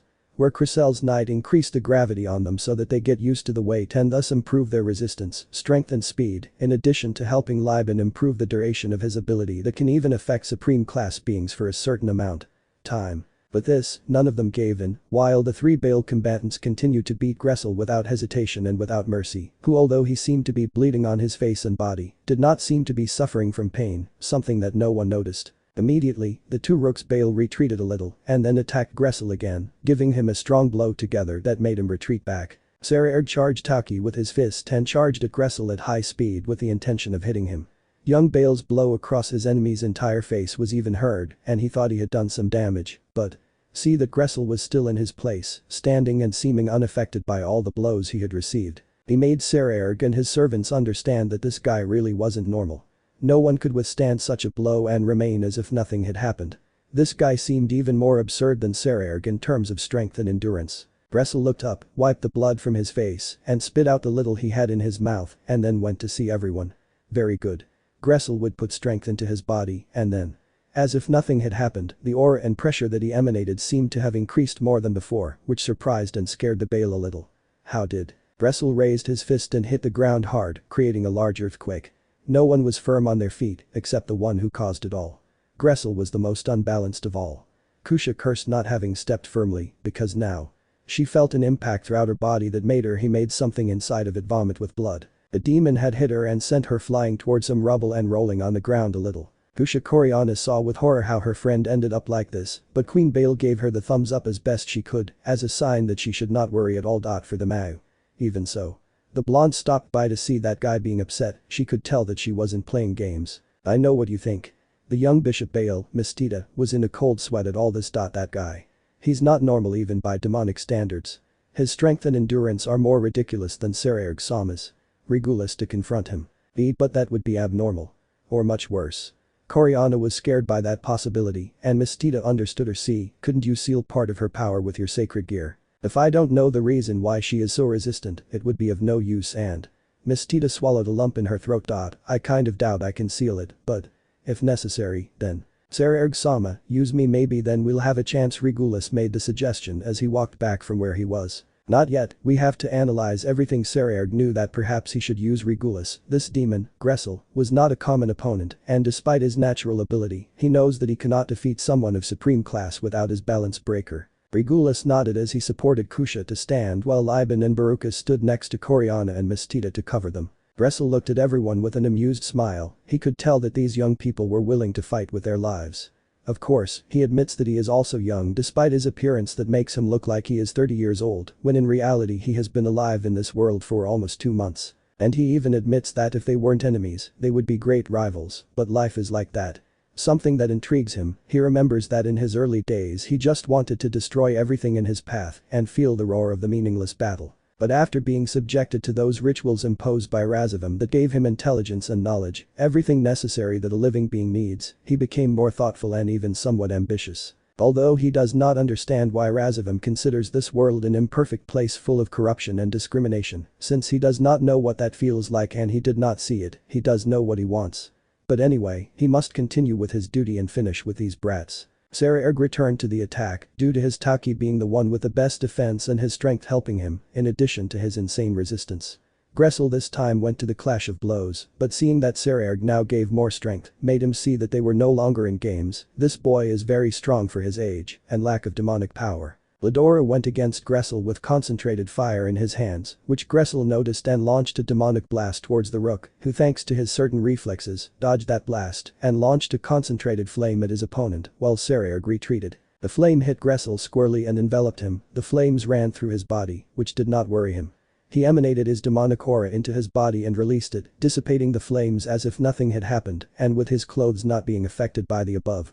Only to later feel a strong pressure in the environment around him, gravity.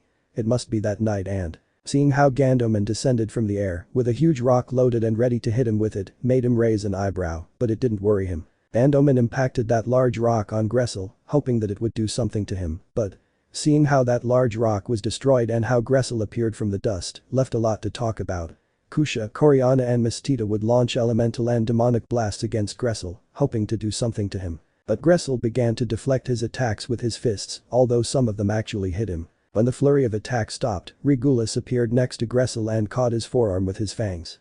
Only for Sarerg, Ladora and Gandoman to appear with their fists loaded with their powers and delivered such a blow together in the body to Gressel that was heard around the place. But despite this, Gressel remained standing and broke free of Regulus's grip, who fell to the side of his master and companions, who were taking distance. How is it possible that this guy is still standing as if nothing had happened, despite having received all those blows and so on? Wow. Incredible. Gressel began to rub his body while he stretched a little. I see that indeed going halfway would be stupid. They are very strong young demons of Baal. Why are you doing this? I see that you have honor, respect towards your opponents, and don't seem like a madman, despite your evil and intimidating presence.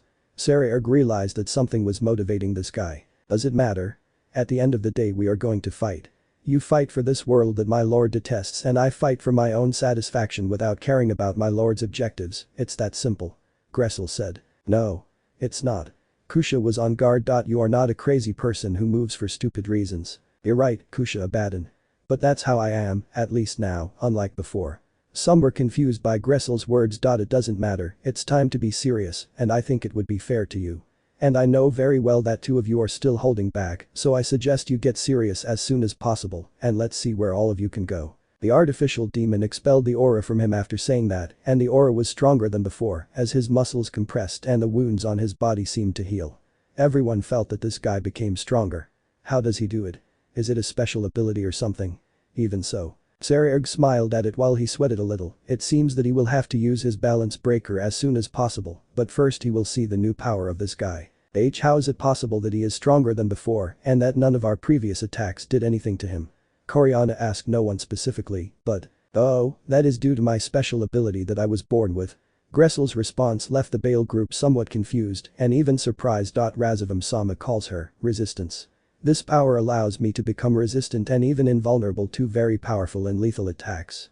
All the damage from his previous attacks my body remembers and is now more resistant than before. Unless they have attacks or power at the level of a Mayu class or God class being, they won't be able to do anything to me. How crazy. Ladora sweated a little at what she heard, but she still smiled forcefully. It seems impossible to believe. Well, see for yourself. Gressel would shrug his shoulders. Consider that information of my ability as an honor to you, Bale Group. The only one they will have. But anyway. Gressel shook his fists, and… Shall we begin? He hit the ground with his fist again, creating another strong tremor, but the Bale Group jumped to avoid being affected, but… Liban felt something grab his foot. It was Gressel. How did he come so fast? He didn't even have time to react since he hit him hard against the floor. Gandoman and Ladora went against Gressel, but he threw Liban towards them, with Gandoman catching him without problems, while Gressel caught Ladora's fist loaded with fire with one hand. To his surprise, it seems that he will have to untie himself as soon as possible. Ladora received a knee that disconcerted him a little, and then received a blow in the face from Gressel. The Rook Bale fell to the ground, and then rolled a little. It hurt a lot. Sarerg stood in front of Gressel and launched a blow that he blocked effortlessly. Then another, but the result was the same. All his blows were blocked and even resisted. Sarerg jumped to the side to try to attack from behind, but Gressel defended himself from the attack, with his arm raised as a shield. With one movement he made Sarerg unbalance, and with a single movement he hit him squarely in the body with such a blow that not even the Taki protected him. Sarerg spurted blood from his mouth. The damage was severe, and he was seconds away from losing consciousness. He boasts about his resistance, but even he knows that Gressel is not someone he can defeat normally, and it seems that what he told them about that ability of his, it's true. He must be serious or he's dead. Gressel raised his aura-charged fist to hit Sarerg, who was a little horrified by it. Shit. Iwonkusha raised her hands, and then… A black hole appeared in the path of Gressel's fist, and said fist ended up entering said black hole. So that within seconds, another black hole appeared next to Gressel, and from said black hole came his fist, hitting him squarely in the face. To the astonishment of him and Sarerg Gandoman, the aforementioned appeared and caught Gressel from behind with his arms to apply force and squeeze him. Then he lifted him with all his strength and jumped high backwards, spinning in the air, and crashed Gressel against the ground with force, applying the strength and weight of your body. With this, Gandoman took the opportunity to mercilessly hit Gressel in the face while the latter was on the ground. Each blow that came from the big Balam mercilessly hit the artificial demon. Already fed up with this, Gressel expelled the demonic aura from him and stopped a blow from Gandoman, then hit him in the face and sent him flying, pushing him away and being able to get up from the ground. Regulus and Baruka went against Gressel, where the lion pushed him to keep him busy.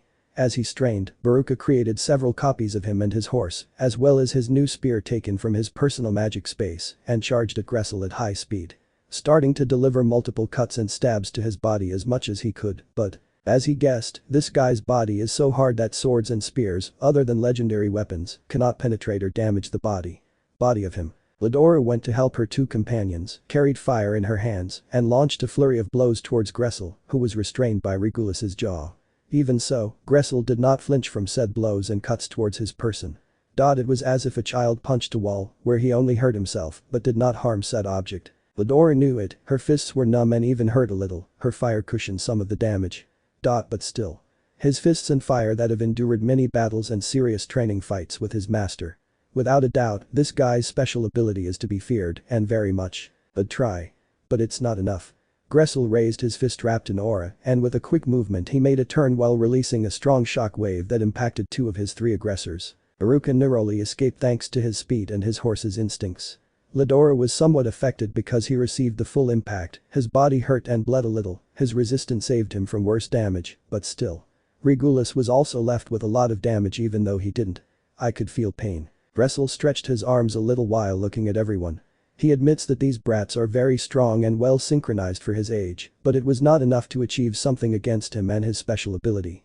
Hence. Just at that moment, Sarerg got up despite the internal pain and went against Gressel with every intention of hitting him hard in the face, a blow that was more than effective, not only because it sent him flying a few meters, but also took him out. Blood. That was because of my servants. Sarerg said. Interesting, you moved better because of what I did to your servants. Heh. I see that among the demons there is camaraderie and respect. Gressel wiped away the blood while the others helped the wounded recover and get together.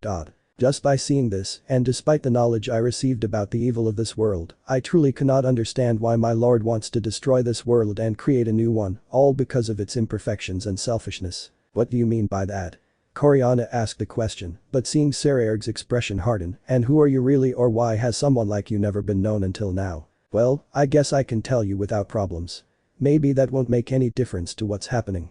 Gressel shrugs and gives a calm sigh. In case you misunderstood me at the beginning, I will say it again. I am a pure artificially created demon, and I received the knowledge and everything I needed to know about this world. His words left the Bale group almost speechless. Did you hear well? See, artificially created. Miss Tita wanted to make sure she didn't mishear, and Gressel nodded to her question. That's crazy. And how was it possible to create a being as powerful as you? I will answer you with another question. Tell me, you know very well that the original demon in Mau, Lucifer, is the founder of our race, right? Somewhat confused, everyone nodded to what Gressel said. And tell me then, do you know how he created the race known as demons? His question left the rump Bale in silence, and Gressel sighed. I imagined. The truth was never revealed to the public, not even the oldest devils in their current government know the truth about it. And you do? The demon nodded to Kusha's question. You see, to put it easily in a summary, Lucifer did experiments with his wife, Lilith, the mother of all demons, our progenitor. The Bale group was amazed at what Gressel said, who continued. It was through these experiments that Lucifer managed to create all the demons known in history. To the original 72 demons, whose names represent the houses from which you descend. Like the extra demons, the 6 demons whose houses served Lucifer loyally, the other 3 Mass, Leviathan, Beelzebub and Asmodeus, as well as all the other demon inhabitants and legions of those already mentioned. That's crazy. Coriana almost couldn't believe what she heard, but even she knows that the oldest demons that still persist today, who are even descendants of the originals, don't they know where they really come from? And now comes this revelation that this guy tells you and so you. As I said, I am a pure demon created artificially. Gressel would speak while rubbing his shoulders. I've only been alive for almost 2 months, although my appearance makes me look older. And although I was very rebellious and wild in my early days, those special rituals that I was forced along with the others by Razavam Sama gave me the intelligence and knowledge of this world. According to my lord, now I am not a simple idiot with simple thinking who only receives orders and simply follows them, but now I am a living being with my own consciousness, and I can decide what I want to do. And even with that, you follow Klippa's ambitions and principles. Siraerg asked to make sure of one thing, he wanted to confirm something and see if what my lord plans and the rest of his objectives matter little to me now. I just want to fight to satisfy my thirst for fighting, to feel the adrenaline and excitement of battle. I feel like that's what I'm here for. Gressel would then fist bump him. Even though I care little for my lord's goals and consider it would be a waste to eliminate people as capable as you and your servants, Siraerg Bale, I still have to follow orders. It's nothing personal, it's just orders and personal satisfaction on my part. Since, the truth is, I don't see anything else apart from this. I see. Siraerg would stretch his body while he prepared. It shows that you have no bad intentions, and the reason why you cannot see something beyond what you do is because you have not had the opportunity to see the world as it should, and you were only given the knowledge of it, but not you have the experience of this. Does that matter? My lord wants to destroy this world because of, according to him, its imperfections and selfishness, and create a new, more just and perfect world. Although I don't fully understand that. His words left the Bale group somewhat confused and surprised, and Gressel noticed it. As you heard, my lord, Razavam Sama, has a very different ideology than Rizavam Sama. While Rizavam Sama only wants to destroy the world for no apparent reason, without having any further plans for the future, Razavam Sama wants to destroy this world so that it can be reborn from its ashes into a newer, fairer and more flawless one. According to Razavam Sama, this world does not deserve to be saved, since it does not appreciate those who it sees as mistakes and failures. Do you understand that? What are you implying? Liban asked, with a raised eyebrow. Although I do not understand that and I have not experienced what they call discrimination, I know that all of you, or at least the majority, have experienced that. Gressel then I would see the entire Bale group, especially those I should mention. Liban Cressel, Coriana Andrilphus, Mistita Sabnok and Lador Bune, you who were despised and discriminated against for descending from already extinct demonic houses, in addition to being half-human and being rejected by your own people and even called unsightly, you know what that feels like, right? Regulus growled at those words, and Kusha, Gandoman and Baruka got upset. No one makes fun of their friends and how I know all of this is thanks to the knowledge that was transferred to me. Apparently Razavam Sama did not want us to lack anything. Even you, Siraerg Bale, went through such contempt and discrimination. You who were called by your own father as a failure and called your mother as a failed container, you know what that feels like. Now everyone, except Siraerg, felt like hitting this guy for what he said. If I think about it a little, I think it's because of things like that my lord wants to create a new world. People like you who have suffered a lot, I am surprised that you are still sane and determined to fight for this unsalvageable world. Don't you dare judge us or justify yourself. You don't know anything, Kusha shouted in annoyance at the artificial demon while clenching her fist. Although I do not have the right to say anything, since I did not suffer the same as Sarerg-sama, I knew the damage and pain suffered by those who were rejected and discriminated against. I wanted to do something, and I couldn't do much at the time, but… Kusha would stop by to see her king, with a half-smile. I and the others saw hope in Sarerg-sama, in his dream of creating an underworld where no one else suffers and where everyone can be equally, regardless of lineage and nobility. Kusha would then see again to Gressel, even if this world is cruel, horrible and selfish as you say, it is the duty of us, the people who want to do something, to change it and make it go in a better direction. And if your lord cannot see that, then he has lost the meaning of life and is only looking for the easy way out of all that. Regulus would be on guard and see his master. Sarerg-sama, all of us follow you for the same common goal. Create that world in which no one suffers and show the difference to everyone. We are more than your servants, Sarerg-sama, we are your friends and family. You. Sarerg would go to see all of his servants, who would smile at him sincerely. And he smiled at that. Heh. It shows that we have spent a lot of time together. And it's true. Sarerg would go to see Gressel, you know. I think you are right, what your lord thinks about this world and what we have suffered is the truth of this world. The world is cruel to the weak, the different, the unwanted. Sarerg clenched his fist, a fist that had marks from his training that has taken him this far. Changing the world is good. The world changes because of our actions and I know that. I also wish to change things in the underworld, to create one that does not discriminate against those who are like me, those who are born without talent. A world where one can create one's own place by what one does and not by what one is. That is my dream. Sarerg's talk seemed to increase due to his emotions, to the surprise of several. Yes, well, I understand that your lord also wants to change this world. I can't accept the way you want to change the world. He has lost the meaning of life and has given up on the world. Gressel did not say anything to his words. I know that with words you will not understand, and that is why. Regulus. Yes sir. Regulus nodded as he turned into particles and went towards the demon Baal, enveloping him in the golden glow of him and… By lion, king of Nemea, you, who were called the king of lions, answer my roar and become my armor. The area where they were trembled seriously as the golden light spread a little to the surroundings of the field. Something that some members of DXD noticed. Balance breaker. The golden light shone more intensely, everyone covered their eyes, and after it went out. Sarerg was seen with his golden lion armor. My servants, let us fight to the end for our world and what we believe. Hi, Sarerg-sama, all the members of the Baal group stated, all wrapping themselves in aura, determined to fight and give their all. With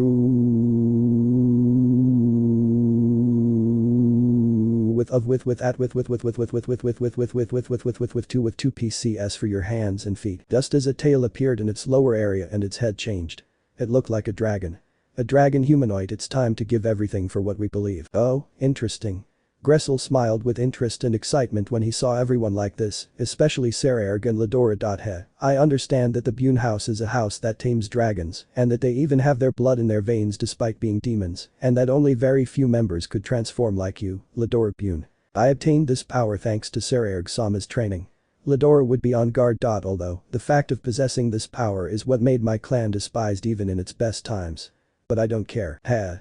Something very understandable. Despite being demons, the Bune are despised for that power and the fact of transforming into dragons, the most powerful and feared race in this world, the same race that is classified as the true evil of the world and being the more feared and more evil than the demons, according to the stories. Which is why your clan is looked down upon, but anyway. Gressel would shrug his shoulders and look defiantly at his opponents. Come and show your value. You asked for it. Sarerg would put himself on guard as he weighed his options a little. He was not stupid, he knows that even with his armor, he will not be able to win alone, and that is why he must fight alongside his servants, something he is grateful for. Gressel looked at the Baal group with some caution, but without any concern. Although now he wants to see one thing, to see how far they can go, and if this world is really worth fighting for. I think it's time. The young bishop, Mistita, had a large amount of aura accumulated in his body, and the staff in his hand shone with a purple light. Even if I have to sacrifice my life for this. I will do it. Mistita would point at Gressel with his staff, and… Sacred gear, trick vanish, seal the power of him. But those words, an eerie light enveloped Gressel, and when she disappeared. Some unpleasant looking purple marks appeared on her body. This is… Gressel was surprised by those marks on her body, and…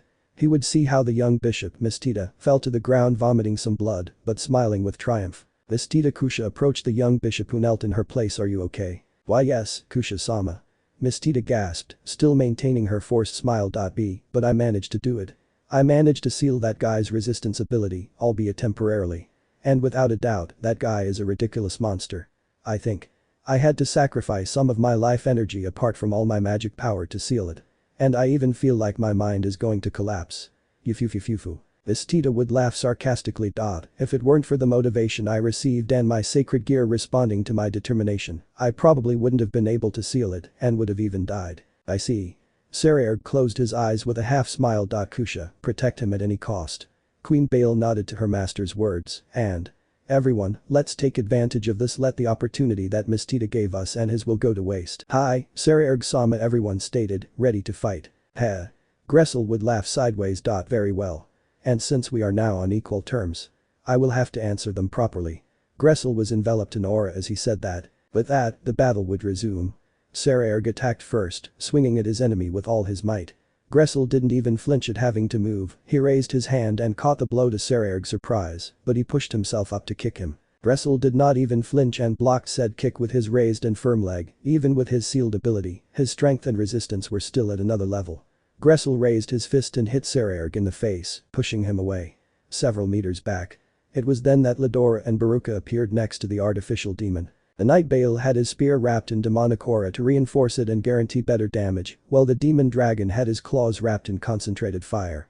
Both began to attack Gressel in a fast and coordinated manner, who upon seeing that they were both very synchronized, I chose to balance things. Increasing his aura, he blocked both of their attacks with his hands, and with a spin he sent them both flying away from him. While that was happening, Coriana, with her aura fully released from her, caused the ground around her to crack and the dirt concrete to clump together, thus creating a large earth golem about 5 meters high.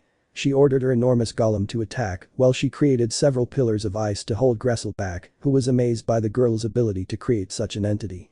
Still, Gressel faced him and charged aura into her fist, launching a blow against the golems. The golem received the impact squarely but did not fall. It continued her attack, while Coriana continued creating pillars of ice.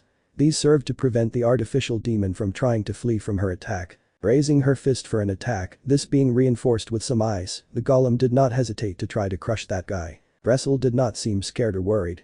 He charged aura into his fist and launched his blow towards the golem, which broke in half to the surprise of the Bishop of Andrealphus, who felt a horrible pain in her arm. Her golem had lost its right arm, and since it is something that she created and directs, she feels the pain that it should feel. As the golem fell back to the ground, Gandoman and Liban went on the attack. The big man attacked with his fists wrapped in aura, while Crisel's knight used his sacred gear to trap Gressel in a field of increased gravity that held it. Gressel laughed at the plan of those two and decided to make it seem that the knight's ability affected him, and then, when Gandoman was close to hitting him, Gressel stopped his blow with his raised hand while moving and standing still. Standing without problems in that cage of gravity, to the surprise of everyone. Nice try. Gressel would hit Gandoman hard in the face, pushing him several meters away. But I have already trained in augmented gravity, thanks to Razavam-sama. And just know that I was only kind and soft with you in the first part of this fight. But now with my ability sealed, I no longer have to pretend to be affected by his tricks. F-buck. Liban broke out in a cold sweat at what he heard. He had trusted that his ability worked on his enemy, and now. It was then that Sarayer, Ladora and Baruka reappeared to attack their enemy. The flurry of blows and stabs respectively that they gave was such that only the arms and weapons of the three were seen launching all the attacks, as if they were several arms. But not even then. Not even with that speed and teamwork, the three young men could not give their enemy a single accurate blow. Not one. Gressel blocked and dodged them in a masterful way. Without a doubt, even without his special ability, this guy is dangerous. Too much. With precision, Sarayer launched a kick that was blocked by Gressel, while Ladora and Baruka attacked with their fists and spear respectively to the abdomen of their enemy, but as they were close to achieving their goal. Gressel stopped the knight's spear with his hand while resisting as best he can the blow of the demon dragon. With this, Gressel expelled his aura from his body with such force that he expelled his three aggressors from his personal space. The three young men fell to the ground firm and panting a bit. Gressel would look at the entire Bale group and could see that, even though they knew that they did not have it easy, they would not back down and continue fighting for what they believe in. Something that continued to intrigue him. It was strange to see something like that in such young people. Everyone would return to the attack. Liban attacked head-on with his great speed, while he had his magic sword wrapped in fire and demonic aura, in addition to using his gravity jail on him. Gressel for a moment believed that he would try to hold him back, increasing his strength. But suddenly, the demon felt that the environment around him was lighter and, without waiting for it, he began to float in the air against his will. Could that brat even decrease gravity? How crazy. Still. Gressel couldn't do anything in time when Liban attacked him at high speed with his weapon, causing a large wound on his right forearm and some blood to come out. Liban would then increase the gravity suddenly, causing Gressel to crash to the ground roughly and leaving him lying on the ground. Gressel would get up despite the increased gravity, and then Baruka and the copies of him charged at him, slashing him several times with his spear at high speed and mistaking him for the copies of him. And when the knight's attack ended, things didn't stop there. Coriana attacked with her earth golem, now with ice armor, although it sometimes failed.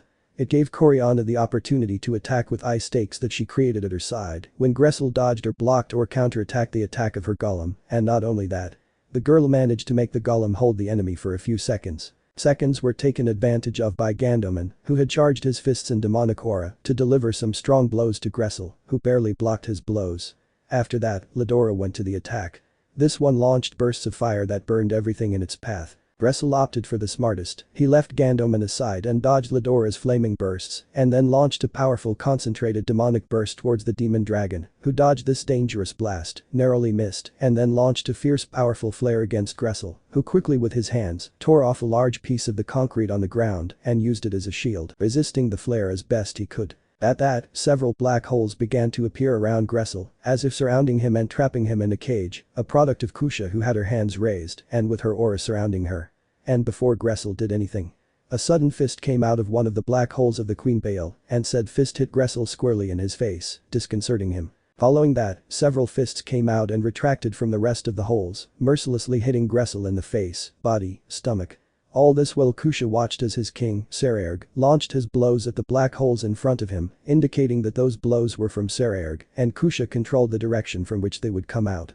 What a crazy plan. Already fed up with that infinite loop of blows out of nowhere, Gressel would expel his aura and instinctively parry a blow from Saraerg, who upon feeling that quickly withdrew his fist and Kusha made his black holes disappear. After that, Liban increased the gravity to try to hold Gressel in place, while Gandoman and Baruka launched their attacks together that managed to disrupt Gressel's defense, an opportunity that was taken advantage of by Coriana and Ladora to attack. With the help of the golem, Ladora managed to protect herself from the powerful and concentrated demonic blast that Gressel had launched at them. Coriana, although she felt the damage to her left arm, which the golem used to block the attack, ordered to attack with the arm that was left. The golem's fist managed to hit Gressel, who was sent flying several meters into the air, an opportunity that Ladora took advantage of to launch herself against her enemy and give him a strong blow loaded with fire, a blow that Gressel blocked with her arms still in the air and with his demon wings spread. But he left his back exposed for someone to attack. Coming out of a black hole in the air, Gandoman had his right fist charged with very dense and concentrated demonic aura.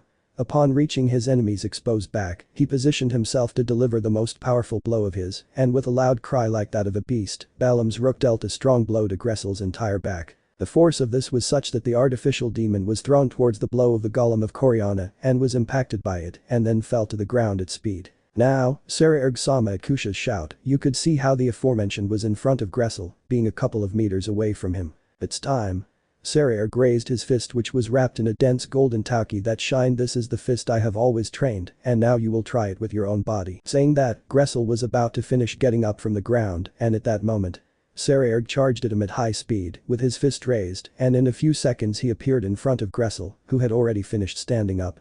And at that time, Saraerg had already launched his powerful blow, which hit Gressel's chest, and the sound of the blow was loudly heard throughout the place. Saraerg and his servants believed that they had won, and so they believed more when they saw blood coming out of Gressel's chest, but, I admit it, Saraerg bailed. As if nothing had happened, Gressel grabbed the wrist of Saraerg's fist with his hand, to his surprise. That was a good hit, and I admit that for a moment I didn't count it, but. As he said that, the purple seal marks on his body instantly disappeared. It seems that their luck has run out here. But what? You Saraerg felt a strong pain in his stomach and could not react in time, seeing how Gressel's fist hit him in the stomach and went through his armor without problems, pieces of it falling to the ground. It seems that even his determination and resolution arrives. It's a shame. Gressel withdrew his fist from Saraerg's stomach, letting him spit out blood and fall to his knees on the ground, then fall completely, apparently defeated and with blood coming out of his body. Saraerg saw Kusha shouted the name of his king who was lying on the ground a few steps from Gressel, who was expressionless. He only stared at the inert young Baal. In the mansion of the Grimory territory, Miss La Vapula, formerly known as Miss La Baal, felt a disturbing pang in her heart. Something had happened to her son, that's what her mother's instinct told her. Perhaps because of the special bond they had thanks to the previous miracle that woke her up and. With concern, the woman would look out the window of the mansion, looking at the sky of the underworld, and do what no demon in her right mind would do. Pray. Pray that everything turns out well and that nothing bad happens to her son and compatriots. She knows that they went into a very dangerous battle to the death, one that will decide the fate of the world and. She could only pray and have faith that everything will be okay. Oh? It's incredible that you're still alive and even conscious. Gressel looked with some surprise as Sarayer got up as best he could from the ground.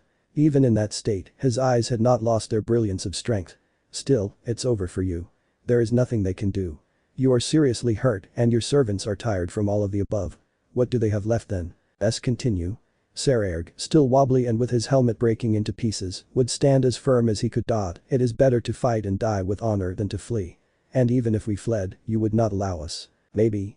Gressel would shrug his shoulders and sigh. Still, it's a shame.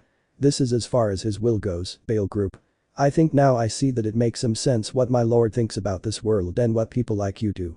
No matter how hard you try to achieve your goals and change the world, it always tramples on those opportunities and it destroys them. In the end, you will always be what you are, failures and mistakes of the world.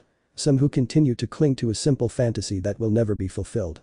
The simple fact that most of you have no talent and were rejected is the cause of your defeat. Do you think so?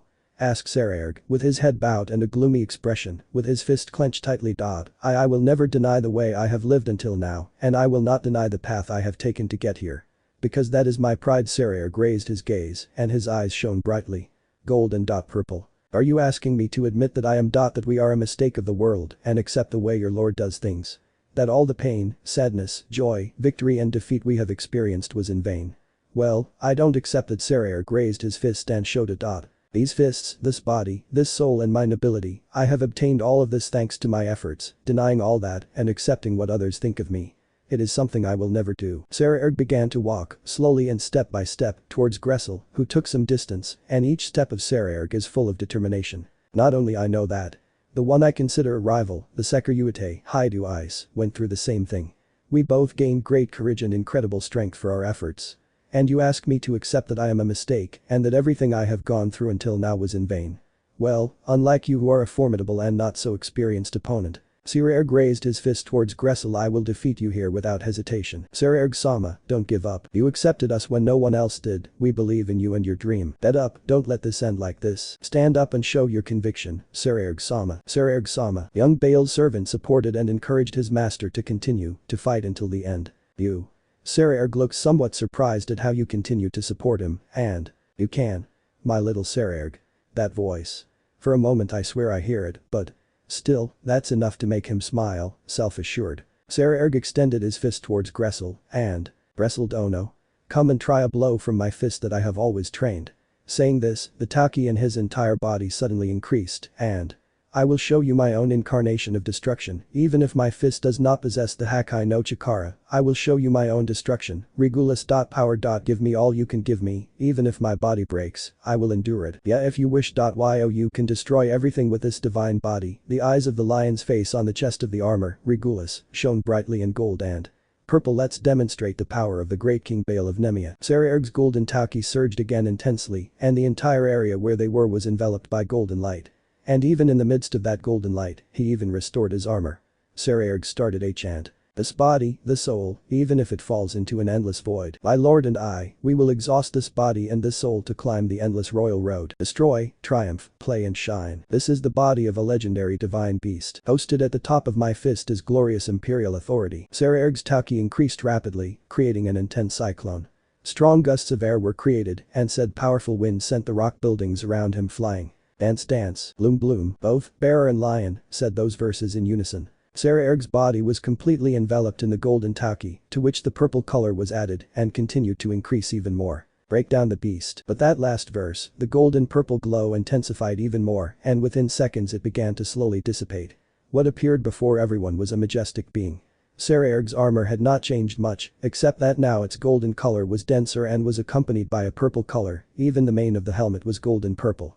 And a golden purple Taki wrapped around Sarayer's body. The magnitude of its density is so immense that everyone who was nearby felt chills just by seeing it. And in the distance, all the members of DXD felt that terrifying power, some recognized that it was Saraerg, and others still continued with the there is no doubt who emanated such power that was even chaotic and gloomy. That was the power of a god-class being, or more. Regulus King Leather Rex Imperial Purple Saraerg took a step forward and said step was enough to crack the ground. This is the incarnation of my destruction that has been pushed to the limit, the power of a fist that can destroy everything. Saraerg raised his fist in defiance as he said that. Interesting Saraerg. Baal Gressel smiled with excitement and happiness. He could feel his body trembling, either from fear or excitement, and he liked that.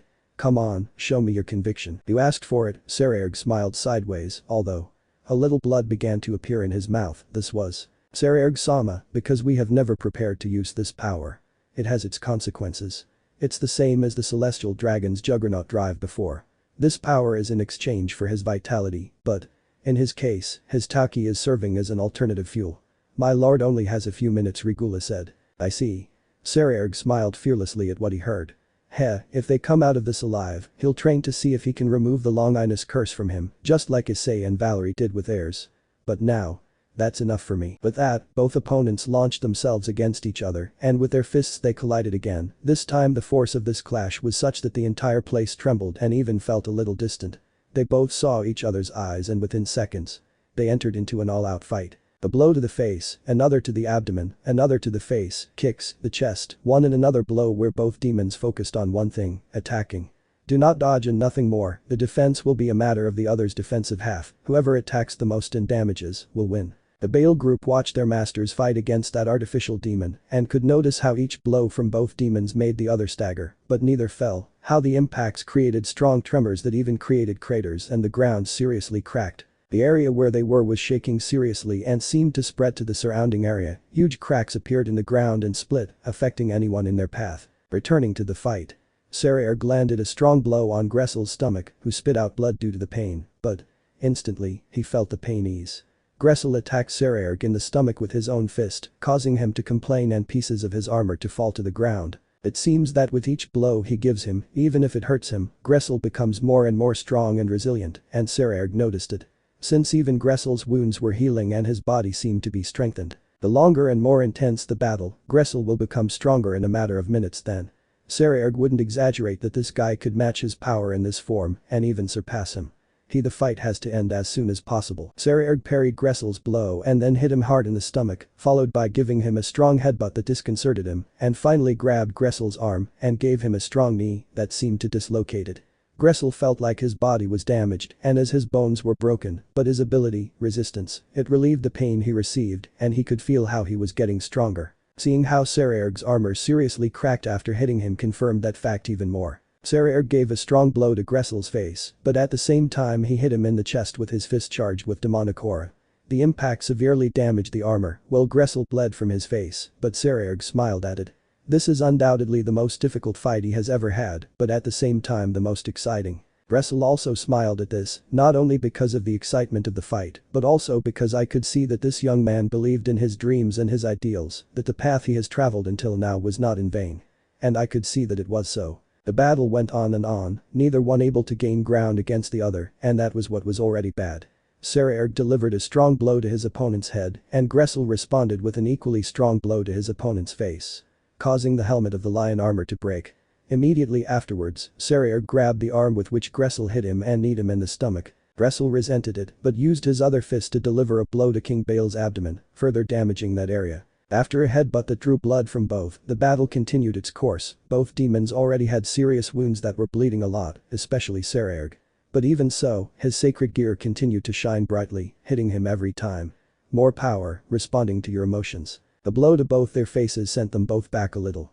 They both spat blood and then stopped. Incredible. Totally incredible. Gressel panted heavily as he enveloped himself in demonic aura. This is the power of trust, will, and never abandoning what you believe. And to think that people like that exist. That shows that the world does not change only with disasters. Saraerg would go to see his servants with a smile. For us, trusting ourselves and not abandoning what we believe in is what gave us great power, and that was what changed the course of this battle. The same thing happens in life, you must trust that there can be something better, a better change. Saraerg felt more pain in his body, and as blood came out of his mouth, he was on the edge. This must end. It's time to end this, Gressel. Yes, Baal. It's time, no matter what. Gressel raised his fist which was wrapped in a very dense and bright dark demonic aura. Let's get this over with. But that said, immediately. Both demons went to the final clash. Saraerg charged all the power he had left, while his sacred gear responded to his conviction, giving him more power, and the purple gold taki in his fist was a fear. This is the power of a Longinus, a weapon capable of killing god-class beings. Gressel channeled all the power he could generate into his right fist and his entire body. With both of them focusing on just one thing. Attack to live. Both demons gave a last battle cry that was like listening to two beasts. Both gave their last effort, the fists of both impacted strongly against the other's chest, and the shock shook the entire place. The other members of Baal tried hard not to be thrown out of there, since the force was tremendous. The impact seemed like it was going to end in Gressel's victory, and he believed more when he saw how the chest of Saraerg's armor broke. Saraerg felt his bones break, but one more impulse. A last effort.